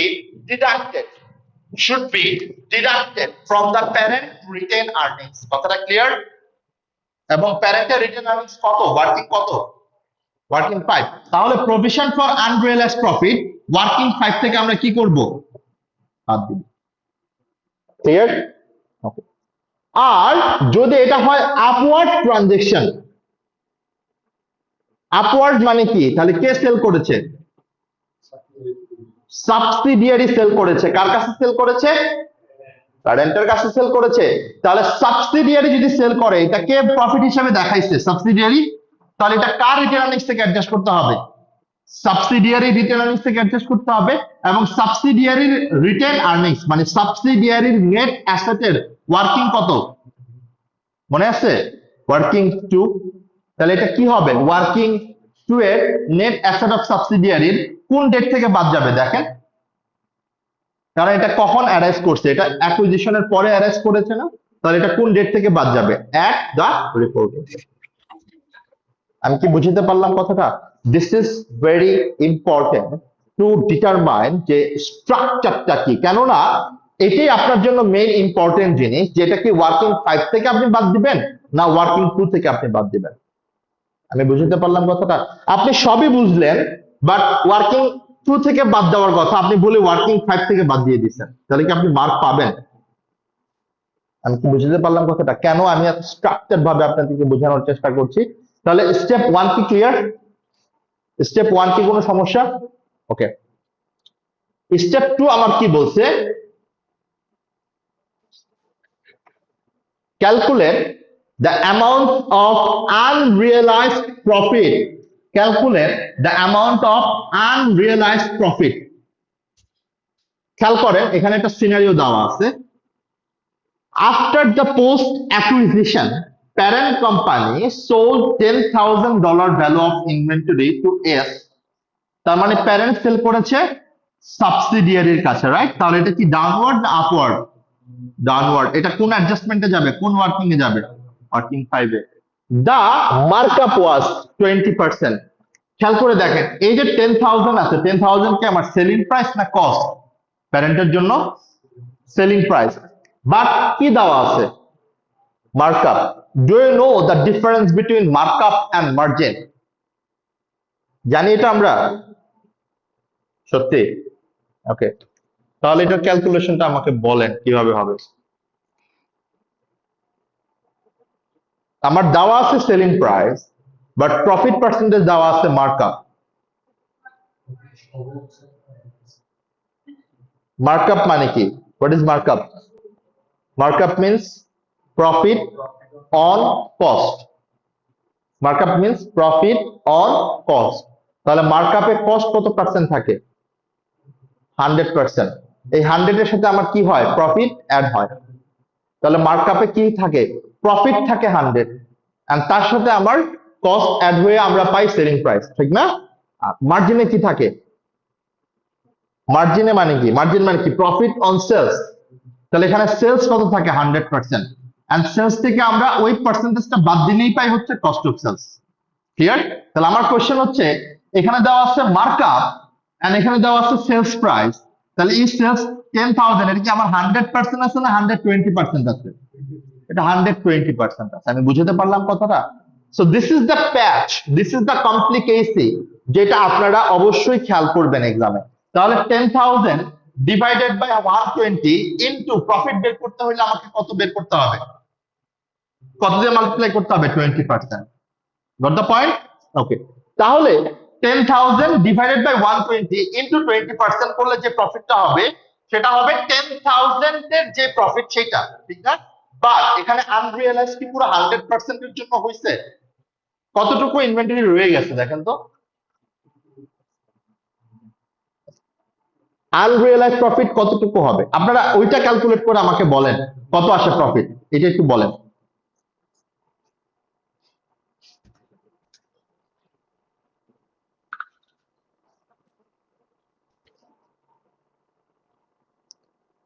কত আসছে? প্রফিট কত আসছে? বাট এই প্রফিট কত অ্যামাউন্টের উপর? 10,000 মানে 100% এর উপর, ঠিক না? ওকে। বাট আমার কি পুরো ইনভেন্টরি কি রয়ে গেছে, না পুরো ইনভেন্টরির মধ্যে 50% রয়ে গেছিল?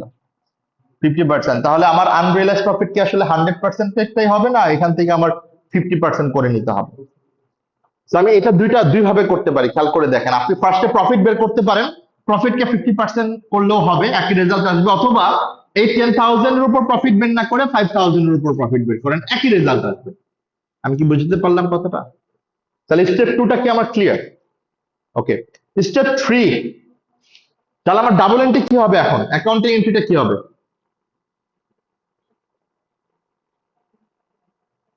আনরিয়েলাইজ প্রফিট কত? 1,667 নাকি এটা 50%? 50%। 50% কত হয়? 834। দেন এটা ডাবল এন্ট্রি কি হবে? Group retained earnings debit 834। এ পর্যন্ত আমরা clear, right? And credit entry আমি কি বলতেছি? 834 ক্রেডিট, কি ক্রেডিট করতেছি? Closing inventory. কার ক্লোজিং ইনভেন্টরি? এই ইনভেন্টরিটা কার ওয়্যার হাউসে রয়ে আছে? তাহলে সাবসিডিয়ারির ক্লোজিং ইনভেন্টরি আমি কমাচ্ছি কেন বলেন তো? এই ক্লোজিং ইনভেন্টরিটা কার ওয়্যার হাউসের? সাবসিডিয়ারি। ডাবল এন্ট্রি তো ক্লিয়ার আপনারা, আমি ডাবল এন্ট্রি তো দেখাই দিলাম এখানে, যে group retained earnings debit working 5, right? এটাতে কোনো সমস্যা নাই তো। ওকে। বাট আমি এখানে কেন বলতেছি যে closing inventory of subsidiary credit, কেন? ওয়াই?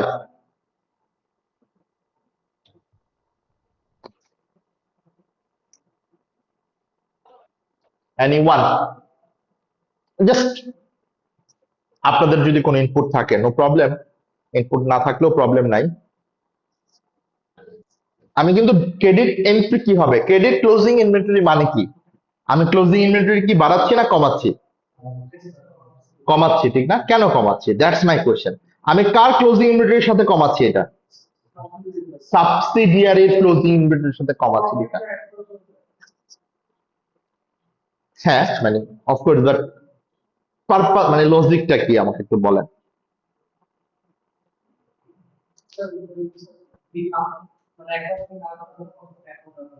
ওকে। ওকে। আর আর আর কারো কোনো ইনপুট?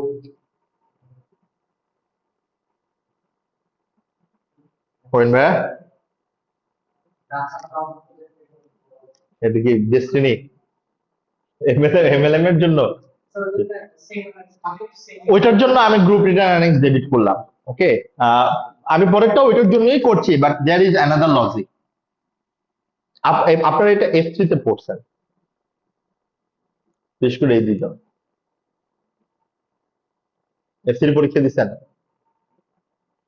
FA ফাইন্যান্সিয়াল অ্যাকাউন্টিং আপনি দিচ্ছেন, তাহলে আপনার পাস ক্যান্সেল করতে হবে। এসএসসি এর অ্যাপ্লিকেশন করে যে আপনার প্রভিশন ফর আনরিয়েলাইজ প্রফিটের কনসেপ্টে এখনো গ্যাপ আছে, আপনার 5টা আবার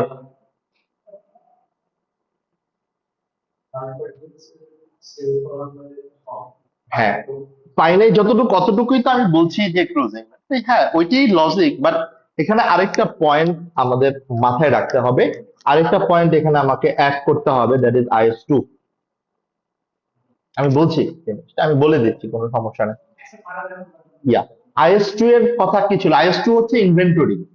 IS2 হচ্ছে ইনভেন্টরি।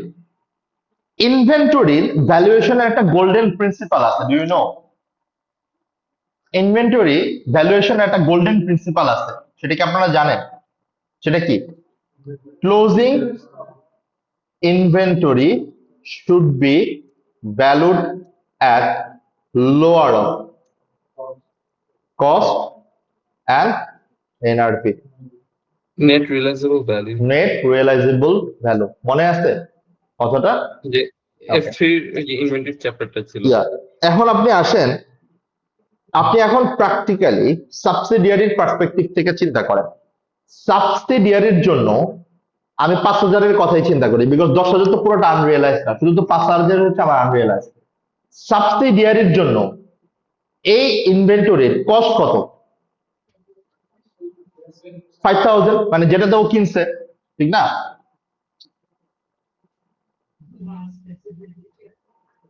এটি তো আমার সাবসিডিয়ারির কস্ট, ক্লিয়ার? ওকে, এখন আপনি খেয়াল করে দেখেন যে আমার এনআরভি কত এখানে। এনআরভি অবশ্যই 5,000-এর বেশি, ঠিক না?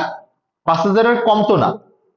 এনআরভি মানে কি, যে সাবসিডিয়ারি এইটা ও থার্ড পার্টির কাছে সেল করে কত টাকা? ও কি 5,000 টাকায় সেল করে? অবশ্যই 5,000 টাকারও বেশি টাকায় সেল করে। তাহলে এনআরভি আমি ধরে নিলাম হচ্ছে অ্যাজিউমিং 6,000। এখন আমার এই জায়গায় একটা কোয়েশ্চেন আছে, কোয়েশ্চেনটা হচ্ছে সাবসিডিয়ারি যখন তার ক্লোজিং ইনভেন্টরি কাউন্ট করছে, তখন ইনভেন্টরি কাউন্টিং এর সময় তার ইনভেন্টরির ভ্যালুর হিসাবে কস্ট কত দেখাইছে? $5,000 দেখাইছে। এটাই তো সে করছে, কারণ দুটার মধ্যে যেটা লোয়ার সেটাই তো সে করছে, ঠিক না? এখন আমাকে আপনি বলেন যে সাবসিডিয়ারির অ্যাকাউন্টিং এ এটা সে ঠিক করছে, এটা সমস্যা নাই, বাট যখন আমি গ্রুপ অ্যাকাউন্টিং করছি, যখন আমি কনসলিডেশন করছি, আমার এই ইনভেন্টরির গ্রুপের কস্ট কত? গ্রুপের মানে প্যারেন্ট কোম্পানির পার্সপেক্টিভ থেকে আপনি আমাকে বলেন কস্ট কত? মানে এই এই গুডস এর অরিজিনাল কস্ট কত? অরিজিনাল এই 5,000 এর মধ্যে কি মার্কআপ অলরেডি ইনক্লুডেড না? আমি বুঝাতে পারছি কথাটা? এই 5,000 এর মধ্যে কি অলরেডি মার্কআপ তো ইনক্লুডেড, বাট আমার কি 5,000 তো সেলিং প্রাইস, বাট আমার এখন কি দরকার? আমার এখন দরকার হচ্ছে গ্রুপের কস্ট কত এই ইনভেন্টরির, ঠিক না? গ্রুপের কস্ট কত হবে? এই 834 বাদ দিলে তো আপনি গ্রুপের কস্টটা পেয়ে যাবেন, ঠিক না? বাদ দিয়ে দেখেন,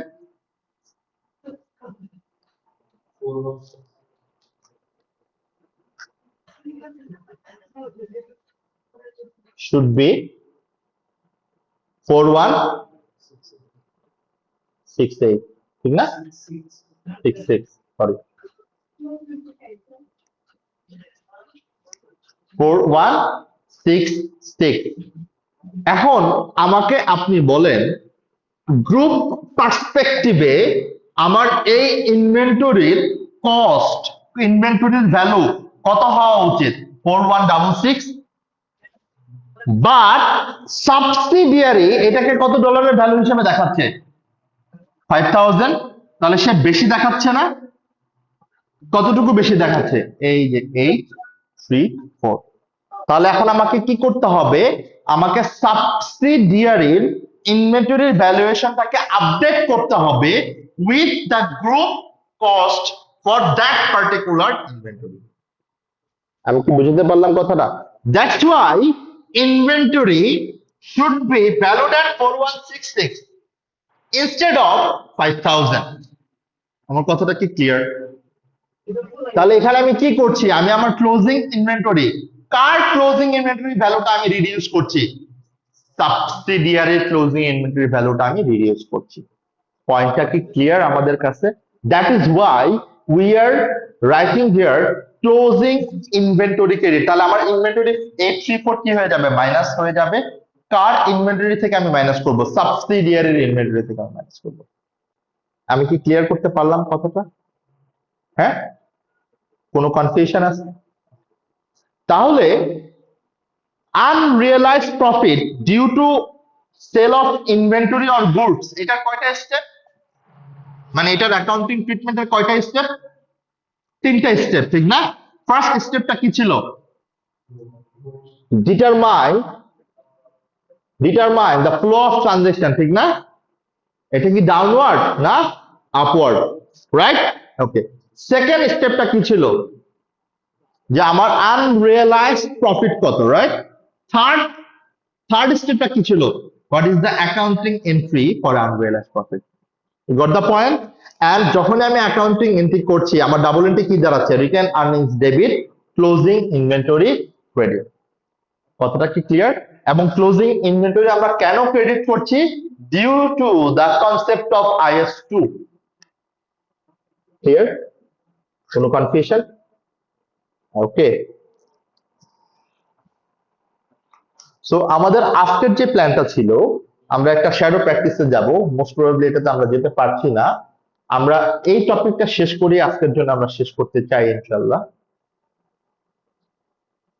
selling of any non current asset, okay? But before that আপনারা 2 মিনিটস এর একটা শর্ট মুভমেন্ট চেঞ্জ করার ব্রেক নেন, বিকজ অনেকক্ষণ ধরে আপনারা টপিক ক্যাপচার করছেন।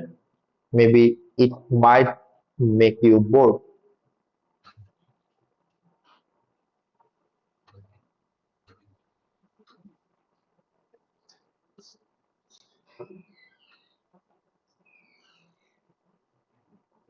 আবার কি স্মোক করতে চলে যায় না, প্লিজ ডোন্ট গো দেয়ার।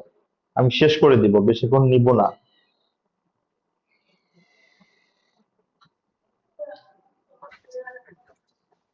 হ্যাঁ, যান আপনি কোথায়? গো। আমিও হসপিটাল। হ্যাঁ, মানে অলমোস্ট শেষ, জাস্ট 10 মিনিটস, এই জন্য আমি একটা নিলাম।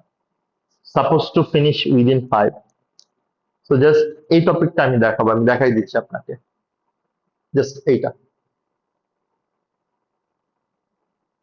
সো এটা আপনি একটু ক্যাপলান থেকে দেখে নিন। মেডিকেল ইমার্জেন্সি কি আপনার? আপনার কোন ডক্টর?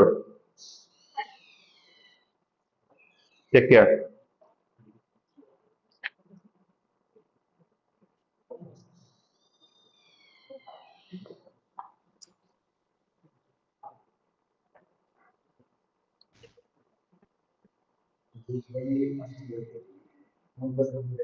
মোদ্দাকিম ভাই, হ্যাঁ বলছি আমার।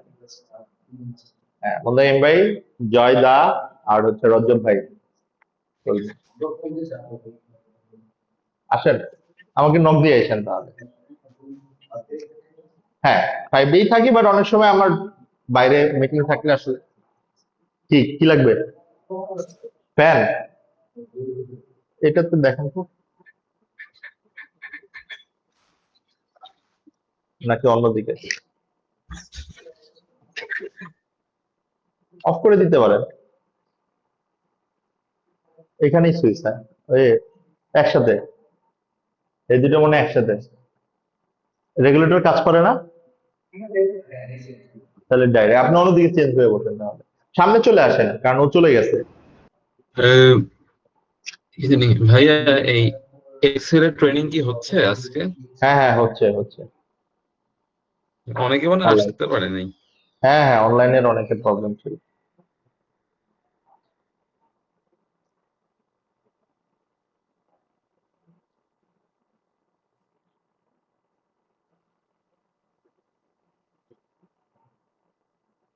ওকে, আমরা, ও আচ্ছা, ও আসুক তাহলে।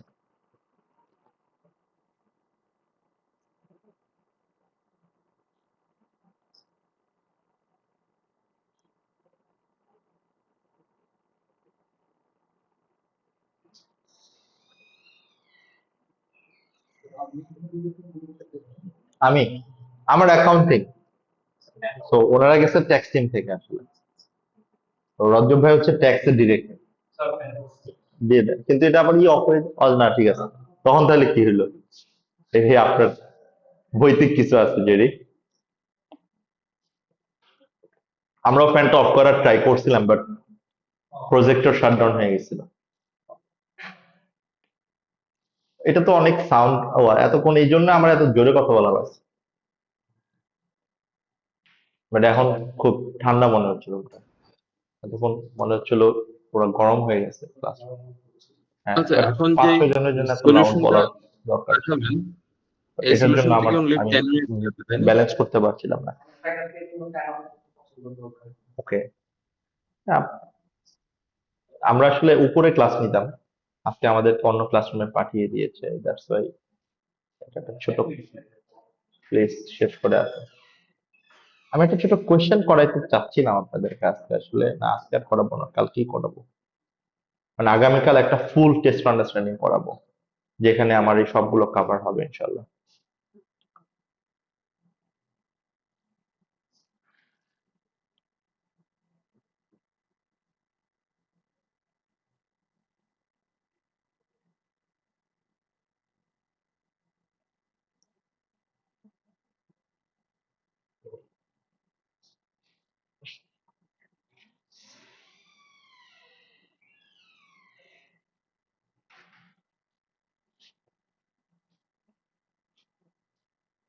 ওকে, তাহলে আমরা last topic, maybe I will take maximum 10 minutes or 15 minutes, because আমরা শুরু করছি আসলে অনেক দেরিতে। সো আমরা ইন্ট্রা গ্রুপ ট্রেডিং এর যতগুলো কম্পোনেন্ট আমাদের টাচ করার কথা, কভার করার কথা, we actually completed all those topic. Just last topic is unrealized profit due to transfer of non-current asset. Then what is the scenario of due to transfer of non-current asset? তাহলে এখানে কি হচ্ছে? এখানে আসলে কোনো inventory transfer হচ্ছে না, ঠিক না? আমি আপনাকে কোনো ইনভেন্টরি অথবা গুডস দিচ্ছি না, রাদার আমি আপনাকে কি দিচ্ছি, মানে আমি বলতে বোঝাচ্ছি আইদার প্যারেন্ট দিচ্ছে অর সাবসিডিয়ারি দিচ্ছে, দুইটার যে কোনো একটাই হতে পারে, ডাউনওয়ার্ডও হতে পারে, এটা আপওয়ার্ডও হতে পারে। তো এখানেও সেম, আপনাকে ওইটাও ভালো করে খেয়াল করতে হবে যে কে ট্রান্সফার করছে, প্যারেন্ট করছে না সাবসিডিয়ারি করছে। তাহলে এখানে কি ট্রান্সফার হবে? What will B transfer, goods or inventory or non current asset? এখানে ট্রান্সফার হবে নন কারেন্ট, দ্যাটস ইট। ওকে, তাহলে কোয়েশ্চেন হচ্ছে, যখন নন কারেন্ট অ্যাসেট ট্রান্সফার হবে, আপনি ধরেই নেন একটা মেশিন, ধরেই নেন আপনি একটা ইকুইপমেন্ট ট্রান্সফার করছেন, আমি ফর এক্সাম্পল জেডিকে ট্রান্সফার করলাম। তাহলে আমি যখন ট্রান্সফারটা করলাম, তাহলে এখানে কি কি ইম্প্যাক্ট থাকতে পারে খেয়াল করেন। আমি যখন ট্রান্সফার করলাম তখন আমি একটা প্রফিট করতে পারি, মানে ডিসপোজ করলে যেরকম একটা প্রফিট হয়, ঠিক না? সেখানে একটা প্রফিট হইতে পারে। আর কি হইতে পারে? এখন এই অ্যাসেটটা কে ইউজ করবে? জেরি ইউজ করবে, মানে ও ইউজ করবে, ঠিক না? সো আমি ধরে নিচ্ছি আমার সাবসিডিয়ারি, তো যখন ও ইউজ করবে, তো ইউজ করার ডেপ্রিসিয়েশনটা কে চার্জ করবে? ওই তো চার্জ করবে, ওই তো চার্জ করবে। তো এখানে দুইটা জিনিস থাকবে, একটা হচ্ছে আমার প্রফিটের একটা অ্যাডজাস্টমেন্ট আসবে, রাইট? আরেকটা হচ্ছে আমার এটার কারণে ডেপ্রিসিয়েশনের একটা অ্যাডজাস্টমেন্ট আমাকে দিতে হবে। এন্ড ফাইনালি আমার এটার একটা মেইন পারপাস হচ্ছে যে আমরা এই নন কারেন্ট অ্যাসেট আমি ওকেই দেই, আমি ইউজ করি, হোয়াট এভার দ্য সিনারিও, এটা কার অ্যাসেট? গ্রুপের অ্যাসেট না? এটা তো আলটিমেটলি গ্রুপের মধ্যেই আছে, এটা তো প্যারেন্ট এবং সাবসিডিয়ারির মধ্যেই আছে। তাহলে এখন আমাকে কি করতে হবে? এই অ্যাসেটটাকে আমার স্টেটমেন্ট অফ ফাইন্যান্সিয়াল পজিশনে আমি কোন ভ্যালুতে দেখাবো সেটা আমাকে ক্যালকুলেট করতে হবে। তাহলে তিনটা আলটিমেটলি জিনিস, একটা হচ্ছে unrealised profit for transfer of goods, মানে sorry, for transfer of non current asset, আরেকটা হচ্ছে adjustment of profit for excess of depreciation, আর আরেকটা হচ্ছে আমার কনসলিডেটেড স্টেটমেন্ট অফ ফাইন্যান্সিয়াল পজিশনে আমি আমার এই অ্যাসেটটাকে, যে অ্যাসেটটা আমি জেরিকে ট্রান্সফার করলাম, এই অ্যাসেটটাকে আমি কোন ভ্যালুতে দেখাবো। আমি কি বুঝাতে পারলাম আমাদের আসলে পারপাসটা কি হবে? এখন এই কাজটা করার জন্য আমরা একটা সিম্পল টেমপ্লেট ফলো করব। What I would request you, আপনারা এই টেমপ্লেটটা একটু লিখে ফেলেন, এই টেমপ্লেটটা লিখে ফেলেন, আমরা এই টেমপ্লেটটাই ফলো করব। তাহলে টেমপ্লেটের আমি কনসেপ্টটা বুঝাই বলছি। টেমপ্লেটটা হচ্ছে আপনার এখানে মেইনলি দুইটা কলাম, আরেকটা হচ্ছে জাস্ট অ্যাডজাস্টমেন্টের কলাম। একটা হচ্ছে আপনার যে অ্যাসেটটা আমি ট্রান্সফার করলাম সেই অ্যাসেটটার carrying value with transfer carrying value কত, আর যদি আমি ট্রান্সফার না করতাম উইদাউট ট্রান্সফার আমার এটা ক্যারিং ভ্যালু কত। আমি কি বুঝতে পারলাম কথাটা? তাহলে আমি এখানে দেখাবো যে আমার এটা অ্যাসেটটাকে যদি আমি ট্রান্সফার না করতাম তাহলে আমি অ্যাসেটটাকে কোন ভ্যালুতে দেখাতাম, that is call without transfer. আর আমি যদি এই অ্যাসেটটাকে ট্রান্সফার করি তাহলে এটার ক্যারিং ভ্যালুটা কি হবে। খেয়াল করে দেখেন, এটি হচ্ছে আমার মেইন অ্যাকচুয়ালি জিনিসটা। এন্ড পিইউপি অ্যাডজাস্টমেন্ট হচ্ছে এই দুটোর যে ডিফারেন্সটা, এই ডিফারেন্সটাকে আমরা বলছি হচ্ছে পিইউপি অ্যাডজাস্টমেন্ট। ওকে, তাহলে আমরা দেখতেছি যে carrying amount at the date of transfer, carrying amount at the date of transfer. তাহলে ক্যারিং অ্যামাউন্ট আমি কিভাবে পাই? How to calculate carrying value? Carrying value কিভাবে আসে একটা অ্যাসেটের? Cost minus accumulated depreciation. তাহলে আমরা এখানে দেখব যে এই অ্যাসেটটা অরিজিনালি কত টাকা দিয়ে কেনা হয়েছিল, ঠিক না? ওকে, সেকেন্ড আমি দেখব কত বছর পর ট্রান্সফার করছি আমরা, ঠিক না? Because that will arise accumulated depreciation. Okay, এটা হচ্ছে আমার carrying amount at the date of transfer. Okay, এরপর আমরা আসি পরের যে অ্যাডজাস্টমেন্টের কথা বলেছিলাম। এই carrying amount at the date of transfer, ধরেন উইথ ট্রান্সফার হচ্ছে আমার carrying value 10,000, but without transfer আমার ক্যারিং ভ্যালু ছিল 8,000। তাহলে এখানে আনরিয়েলাইজড প্রফিট কত? 2,000। এই 2,000 এখানে চলে আসবে, যেটা আমরা আনরিয়েলাইজড প্রফিট হিসেবে অ্যাডজাস্ট করবো। আমি যাবো ওই জায়গাটাতে, আমরা একটা ইলাস্ট্রেশন দেখবো, বিকজ এটি একটু কমপ্লিকেটেড টেবিল, আগেরটার মতো আসলে অত স্ট্রেট ফরওয়ার্ড না। দ্যাটস ওয়াই আমি এটা টেবিলটা আগে আপনাকে দেখাচ্ছি, তারপর আমরা একটা কোশ্চেন করবো। ওকে, এরপরে আমাকে কি চার্জ করতে হবে? এরপরে চার্জ করতে হবে আমার ডেপ্রিসিয়েশন। রিপোর্টিং ডেট পর্যন্ত আমার ডেপ্রিসিয়েশন কত? এখানেও same, depreciation with transfer depreciation কত, উইদাউট ট্রান্সফার মানে আমি অ্যাসেটটা যদি ট্রান্সফার না করতাম তাহলে ডেপ্রিসিয়েশন কত হতো। ক্লিয়ার? আমি ট্রান্সফার করার কারণেই তো ইন্ট্রাগ্রুপ ট্রেডিংটা হচ্ছে, যদি ট্রান্সফার না করতাম সেটাই তো আমার অ্যাসেটের ব্যালেন্স শিটে থাকার কথা ছিল। ওকে, and then I will get the carrying amount at the reporting date. তাহলে আমি আমার স্টেটমেন্ট অফ ফাইন্যান্সিয়াল পজিশনে কোন ভ্যালুটা দেখাবো? উইদাউট ট্রান্সফার যে ভ্যালুটা, সেটাই আমার স্টেটমেন্ট অফ ফাইন্যান্সিয়াল পজিশনে থাকবে। এন্ড আমার যেটুকু অ্যাডজাস্টমেন্ট আসলো সেই অ্যাডজাস্টমেন্ট গুলো আমরা এখানে দেখাচ্ছি। এরপর আপনারা একটু কষ্ট করে এই লাইনগুলো একটু পড়েন, আমি আপনাকে এক্সপ্লেন করে দিচ্ছি, কোনো সমস্যা নেই। এই জাস্ট দুইটা প্যারাগ্রাফ একটু পড়েন মনোযোগ দিয়ে। and no worries, আমি এটার একটা কোশ্চেন করালে আপনি রিলেট করতে পারবেন এই কথাগুলা কি বলছে, কেন বলছে। দেখেন কি বলছে, the net provision for unrealized amount should be deducted। Net মানে কি? এই যে এটা net amount of unrealised profit হচ্ছে এইটা। ওকে, should be deducted when adding across the parent and subsidiaries non current asset। ওকে, তার মানে আমি যখন প্যারেন্ট কোম্পানি এবং সাবসিডিয়ারি কোম্পানির নন কারেন্ট অ্যাসেট গুলাকে লাইন বাই লাইন অ্যাড করব, তখন আমার এই নেট আনরিয়েলাইজড প্রফিটটা আমাকে কি করতে হবে? বাদ দিতে হবে, ঠিক না? দেন 2 নাম্বার পয়েন্ট কি বলছে? দ্য প্রফিট অন ট্রান্সফার, ওই যে ফার্স্ট যে অ্যামাউন্টটা, the profit on transfer should be deducted from the reserve of the selling company, right? এই যে ফার্স্ট যে প্রফিট ছিল ডিউ টু ট্রান্সফার, এই যে আমার আনরিয়েলাইজড প্রফিট যেটা ছিল, এই আনরিয়েলাইজড প্রফিটটা আমি কার রিটেন আর্নিংস থেকে বাদ দিব সেটা ডিপেন্ড করবে কে ট্রান্সফারটা করেছে। যদি প্যারেন্ট কোম্পানি ট্রান্সফার করে তাহলে এটা কোন ওয়ার্কিং থেকে বাদ দিব? ওয়ার্কিং 5 থেকে, গ্রুপ রিটেন আর্নিংস থেকে। আর যদি এটা সাবসিডিয়ারি ট্রান্সফার করে তাহলে ওয়ার্কিং 2 এর রিপোর্টিং ডেট থেকে। আমি কি বুঝতে পারতেছি কথাটা? এটি হচ্ছে আমার দ্বিতীয় কথা। তৃতীয় কথাটা কি? দ্য ডিফারেন্স ইন ডেপ্রিসিয়েশন, এই যে the difference in depreciation in example, the excess depreciation charged against the buying entity's profit should be added to the reserve of buying company। Buying company মানে কি? যদি প্যারেন্ট কোম্পানি সেলার হয়, buying কোম্পানিকে subsidiary, তাহলে যদি seller parent company হয় আমরা এই যে প্রভিশন ফর আনরিয়েলাইজড প্রফিট, এটা আমি অ্যাডজাস্ট করবো থেকে, এটা আমি অ্যাডজাস্ট করবো ওয়ার্কিং 5 থেকে, আর এটা তখন অ্যাডজাস্ট করবো কোন জায়গা থেকে? ওয়ার্কিং 2 থেকে। আমি কি বুঝতে পারতেছি কথাটা? আবার যদি সাবসিডিয়ারি সেলার হয় তাহলে এইটা অ্যাডজাস্ট হবে ওয়ার্কিং 2 থেকে, এটা তখন অ্যাডজাস্ট হবে কোন? রিটার্ন আর্নিংস থেকে, ওয়ার্কিং 5 থেকে। হ্যাঁ, আমি কি বুঝতে পারলাম কথা? ওকে, তাহলে এই হচ্ছে আমার 3টা পয়েন্ট। ফার্স্ট পয়েন্ট কি? আমার নন কারেন্ট অ্যাসেটের ক্যারিং ভ্যালু হিসাবে আমার এই অ্যামাউন্টটা আমি লাইন বাই লাইন যখন অ্যাড করব, আমার নেট আনরিয়েলাইজড প্রফিটটা আমি বাদ দিব। ক্লিয়ার? তাহলে আমার নন কারেন্ট অ্যাসেট ক্রেডিট হয়ে গেল, রাইট? ডেবিট কি হবে? ডেবিট হবে হচ্ছে যদি প্যারেন্ট সেল করে group return earnings debit, right? আর সাবসিডিয়ারিজ নেট অ্যাসেট ডেবিট, মানে subsidiary return earnings debit.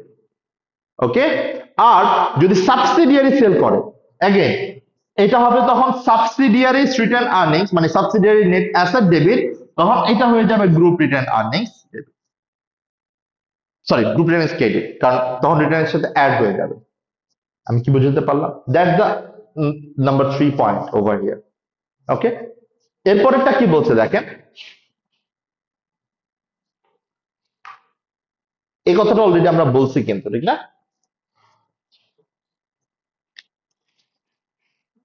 The adjustment to the subsidiaries reserved in working 2, কারণ আমার যদি এটা অ্যাডজাস্টমেন্ট ওয়ার্কিং 2 তে আসে, এটা আমার কন্ট্রোলিং ইন্টারেস্ট, মানে ওই যে প্রপোর্শনের যে পার্সেন্টেজ করি ওয়ার্কিং 4 এবং ওয়ার্কিং 5 এ অটোমেটিক্যালি অ্যাডজাস্ট হবে, ঠিক না? কারণ আমার ওয়ার্কিং 2 এর যে পোস্ট অ্যাকুইজিশন প্রফিট, এটা আমার প্রপোর্শনেটলি ওয়ার্কিং 4 এও যাবে, ওয়ার্কিং 5 এও যাবে, এটাই বলছে ওরা এখানে। আমি কি কথাটা বুঝতে পারলাম? তাহলে আমার ট্রান্সফার অফ নন কারেন্ট অ্যাসেটের অ্যাডজাস্টমেন্ট কি আমরা ক্লিয়ার? আমরা কি বুঝতে পারলাম যে আসলে কি করতে হবে আমাকে? যদি বুঝতে পারি, হোয়াই নট আমরা একটা কোয়েশ্চেন ট্রাই করি 5 মিনিটে, ইলাস্ট্রেশনটা একটু দেখে ফেলি কি বলছে এখানে, এবং আপনারা একটু ট্রাই করবেন আগে, তারপর আমি করে দিব আপনাকে।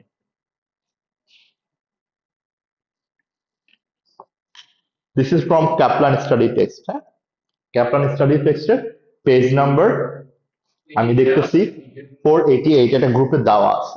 আপনি আবার ফরওয়ার্ড করছিলেন মহিন ভাই যখন চাচ্ছিল, সো ডাবল ফরওয়ার্ড হয়ে যাচ্ছিল। সো আপনি আগে কি করবেন? আপনি কি আগে সিনারিওটা পড়বেন না রিকোয়ারমেন্টটা পড়বেন? What will you do? Never ever, রিকোয়ারমেন্টটা পরে তারপর never scenario ever, never ever during or at when you're doing SSCA, always attempt your requirement at first. Always read out the requirement at first. Always, always, always. Never write or read anything without understanding the requirement. Okay? তাহলে ফার্স্টে আমরা requirement করবো। কি বলছে?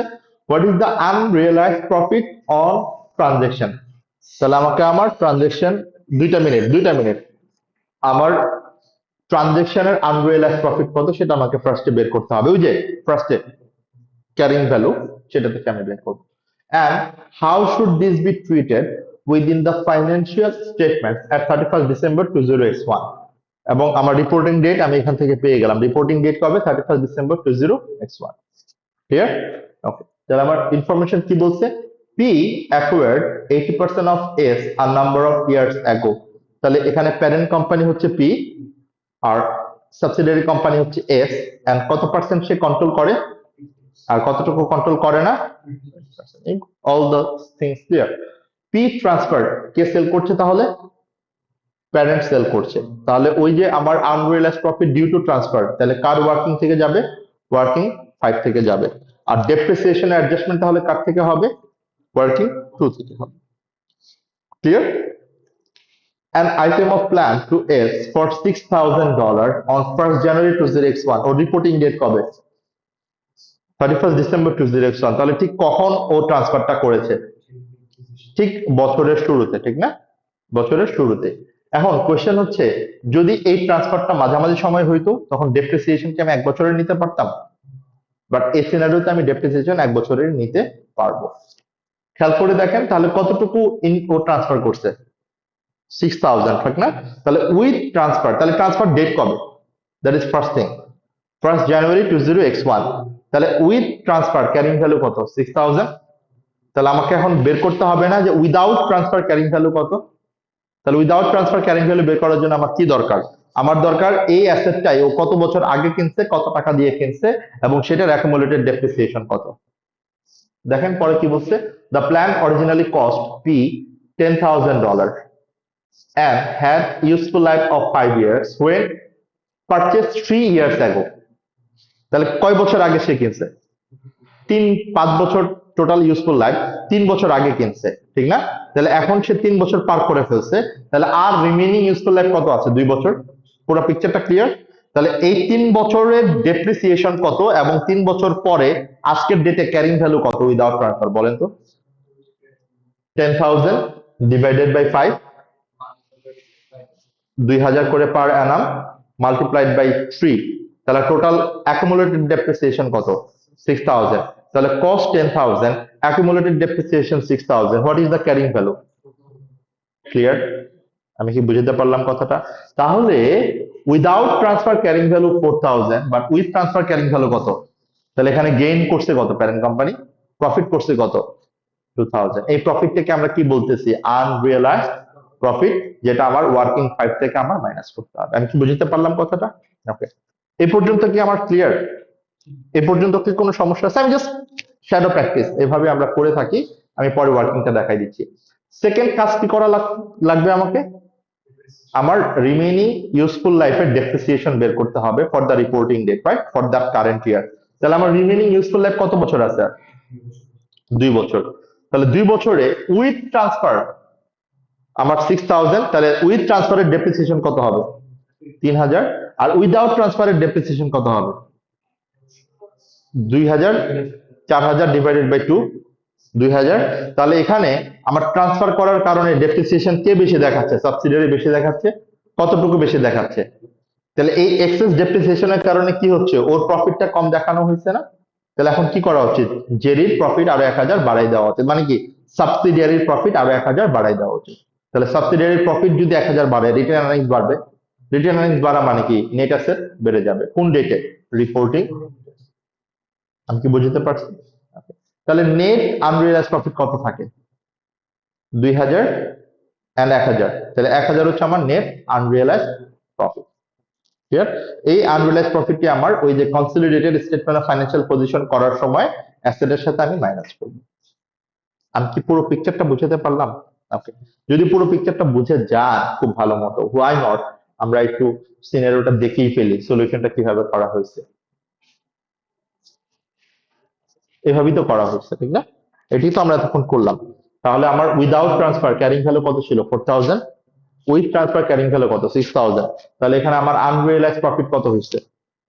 2,000। এই unrealised profit আমি কোথায় দেখাবো? Group written earning. তাহলে গ্রুপ রিটেন আর্নিংস আমার ডেবিট হবে কত? 2,000। ওকে, আর এক্সেস ডেপ্রিসিয়েশন কে করতেছে? সাবসিডিয়ারি। উইথ ট্রান্সফার যেখানে ডেপ্রিসিয়েশন হাফ লাগা, এখানে 3,000টা বুঝতে পারছি না। উইথ ট্রান্সফার হচ্ছে আমার ক্যারিং ভ্যালু কত ছিল? 6,000 ছিল না? 6,000 কে আপনি জি 2 দিয়ে ভাগ করেন, 2 দিয়ে ভাগ করলেই পাবেন কত? 3,000। আচ্ছা ঠিক আছে। বুঝতে পারলাম? অনলাইনে কোশ্চেন জি করছিলাম। জি। ওকে, তাহলে আমার ডাবল এন্ট্রি কি দাঁড়াচ্ছে? Group retained earnings debit 2,000, right? সাবসিডিয়ারিজ written earnings credit 1,000 and asset credit 1,000, property plant and equipment credit 1,000। পয়েন্টটা ক্লিয়ার? তাহলে এটা রিফ্লেকশনটা কি দাঁড়াচ্ছে আমি একটা একটা করে বলে দিচ্ছি। এই 2,000 ওয়ার্কিং 5 এ আমাকে মাইনাস করতে হবে গ্রুপ রিটার্ন আর্নিংস থেকে। এই 1,000 ওয়ার্কিং 2 তে সাবসিডিয়ারির রিটেন আর্নিংস এর সাথে অ্যাডজাস্ট করতে হবে, মানে হচ্ছে নেট অ্যাসেটটাকে আমাকে বাড়াই দিতে হবে। আর এই 1,000 consolidated statement of financial position যখন আমি লাইন বাই লাইন অ্যাড করব, তখন এই 1,000 আমি মাইনাস করব আমার কনসলিডেটেড প্রপার্টি প্ল্যান্ট এন্ড ইকুইপমেন্টের সাথে। আমি কি বুঝতে পারলাম কথাটা? Is there any confusion regarding transfer of non-current asset? Clear? না, এই মুহূর্তে কনফিউশন নেই। ওকে, যদি ক্লিয়ার হয়েই থাকে আমি কি আপনাদের থেকে একটা জিনিস এক্সপেক্ট করতে পারবো? এটা কি আর বলার দরকার আছে? এটার ইম্প্যাক্ট আমরা জানি না কিভাবে করতে হয়, এটা নিয়ে আমরা অনেক কথা বলেছি। আমি কি আপনাদের থেকে এই টেস্ট ইউর আন্ডারস্ট্যান্ডিং 7টা আপনারা দেখে আসবেন। আমি আবারও বলছি, টেস্ট টু আন্ডারস্ট্যান্ডিং 7টা আপনারা বাসা থেকে ভালো করে দেখে আসবেন। আগামীকাল আমরা এইটার সলিউশনটা ডিসকাশন করব, মানে পুরো কোশ্চেনটা আমরা এখানে সলভ করার ট্রাই করব। এটি পসিবল? আপনাদেরকে আমি জাস্ট রিকোয়েস্ট করছি এটার অ্যাডজাস্টমেন্ট গুলো একটু দেখে আসবেন। পেজ নাম্বার হচ্ছে আপনার 490 and 491, Kaplan study text, test on understanding 7 from group accounting. ক্লিয়ার? আমি আবারও বলছি, you don't need to solve it by yourself. আপনি জাস্ট প্রত্যেকটা লাইন অ্যাডজাস্টমেন্ট ক্লিয়ারলি পড়ে আসেন। Okay, so this is our target for tomorrow's class. Let's see, এটা যদি হয়ে যায় ইনশাল্লাহ আমাদের কনসলিডেটেড স্টেটমেন্ট অফ ফাইন্যান্সিয়াল পজিশনের একটা significant portion will be done, then we can easily move to consolidated statement of profit or loss. And consolidated statement of profit or loss is nothing, so simple. যত complication, যত ডিসকাশনের দরকার, that's mostly from consolidated statement of financial position. So আমি যদি test understanding 7টা করে ফেলতে পারি নিজেরা, তাহলে একটা ওভারঅল আন্ডারস্ট্যান্ডিং হয়ে যাবে। ওই যে ওয়ার্কিং গুলোর ব্যাপারে আন্ডারস্ট্যান্ডিং হবে, ফেয়ার ভ্যালু অ্যাডজাস্টমেন্টের আমরা আন্ডারস্ট্যান্ডিং হবে, কনসিডারেশনের আন্ডারস্ট্যান্ডিং হবে, আনরিয়েলাইজ প্রফিটের একটা আন্ডারস্ট্যান্ডিং হবে। সো ওভারঅল একটা আন্ডারস্ট্যান্ডিং আমরা ইনশাল্লাহ পাবো এই টেস্ট আন্ডারস্ট্যান্ডিং 7 এ। Okay, so that's our homework for tomorrow. Till then সবাই ভালো থাকেন, সুস্থ থাকেন, আল্লাহ হাফেজ।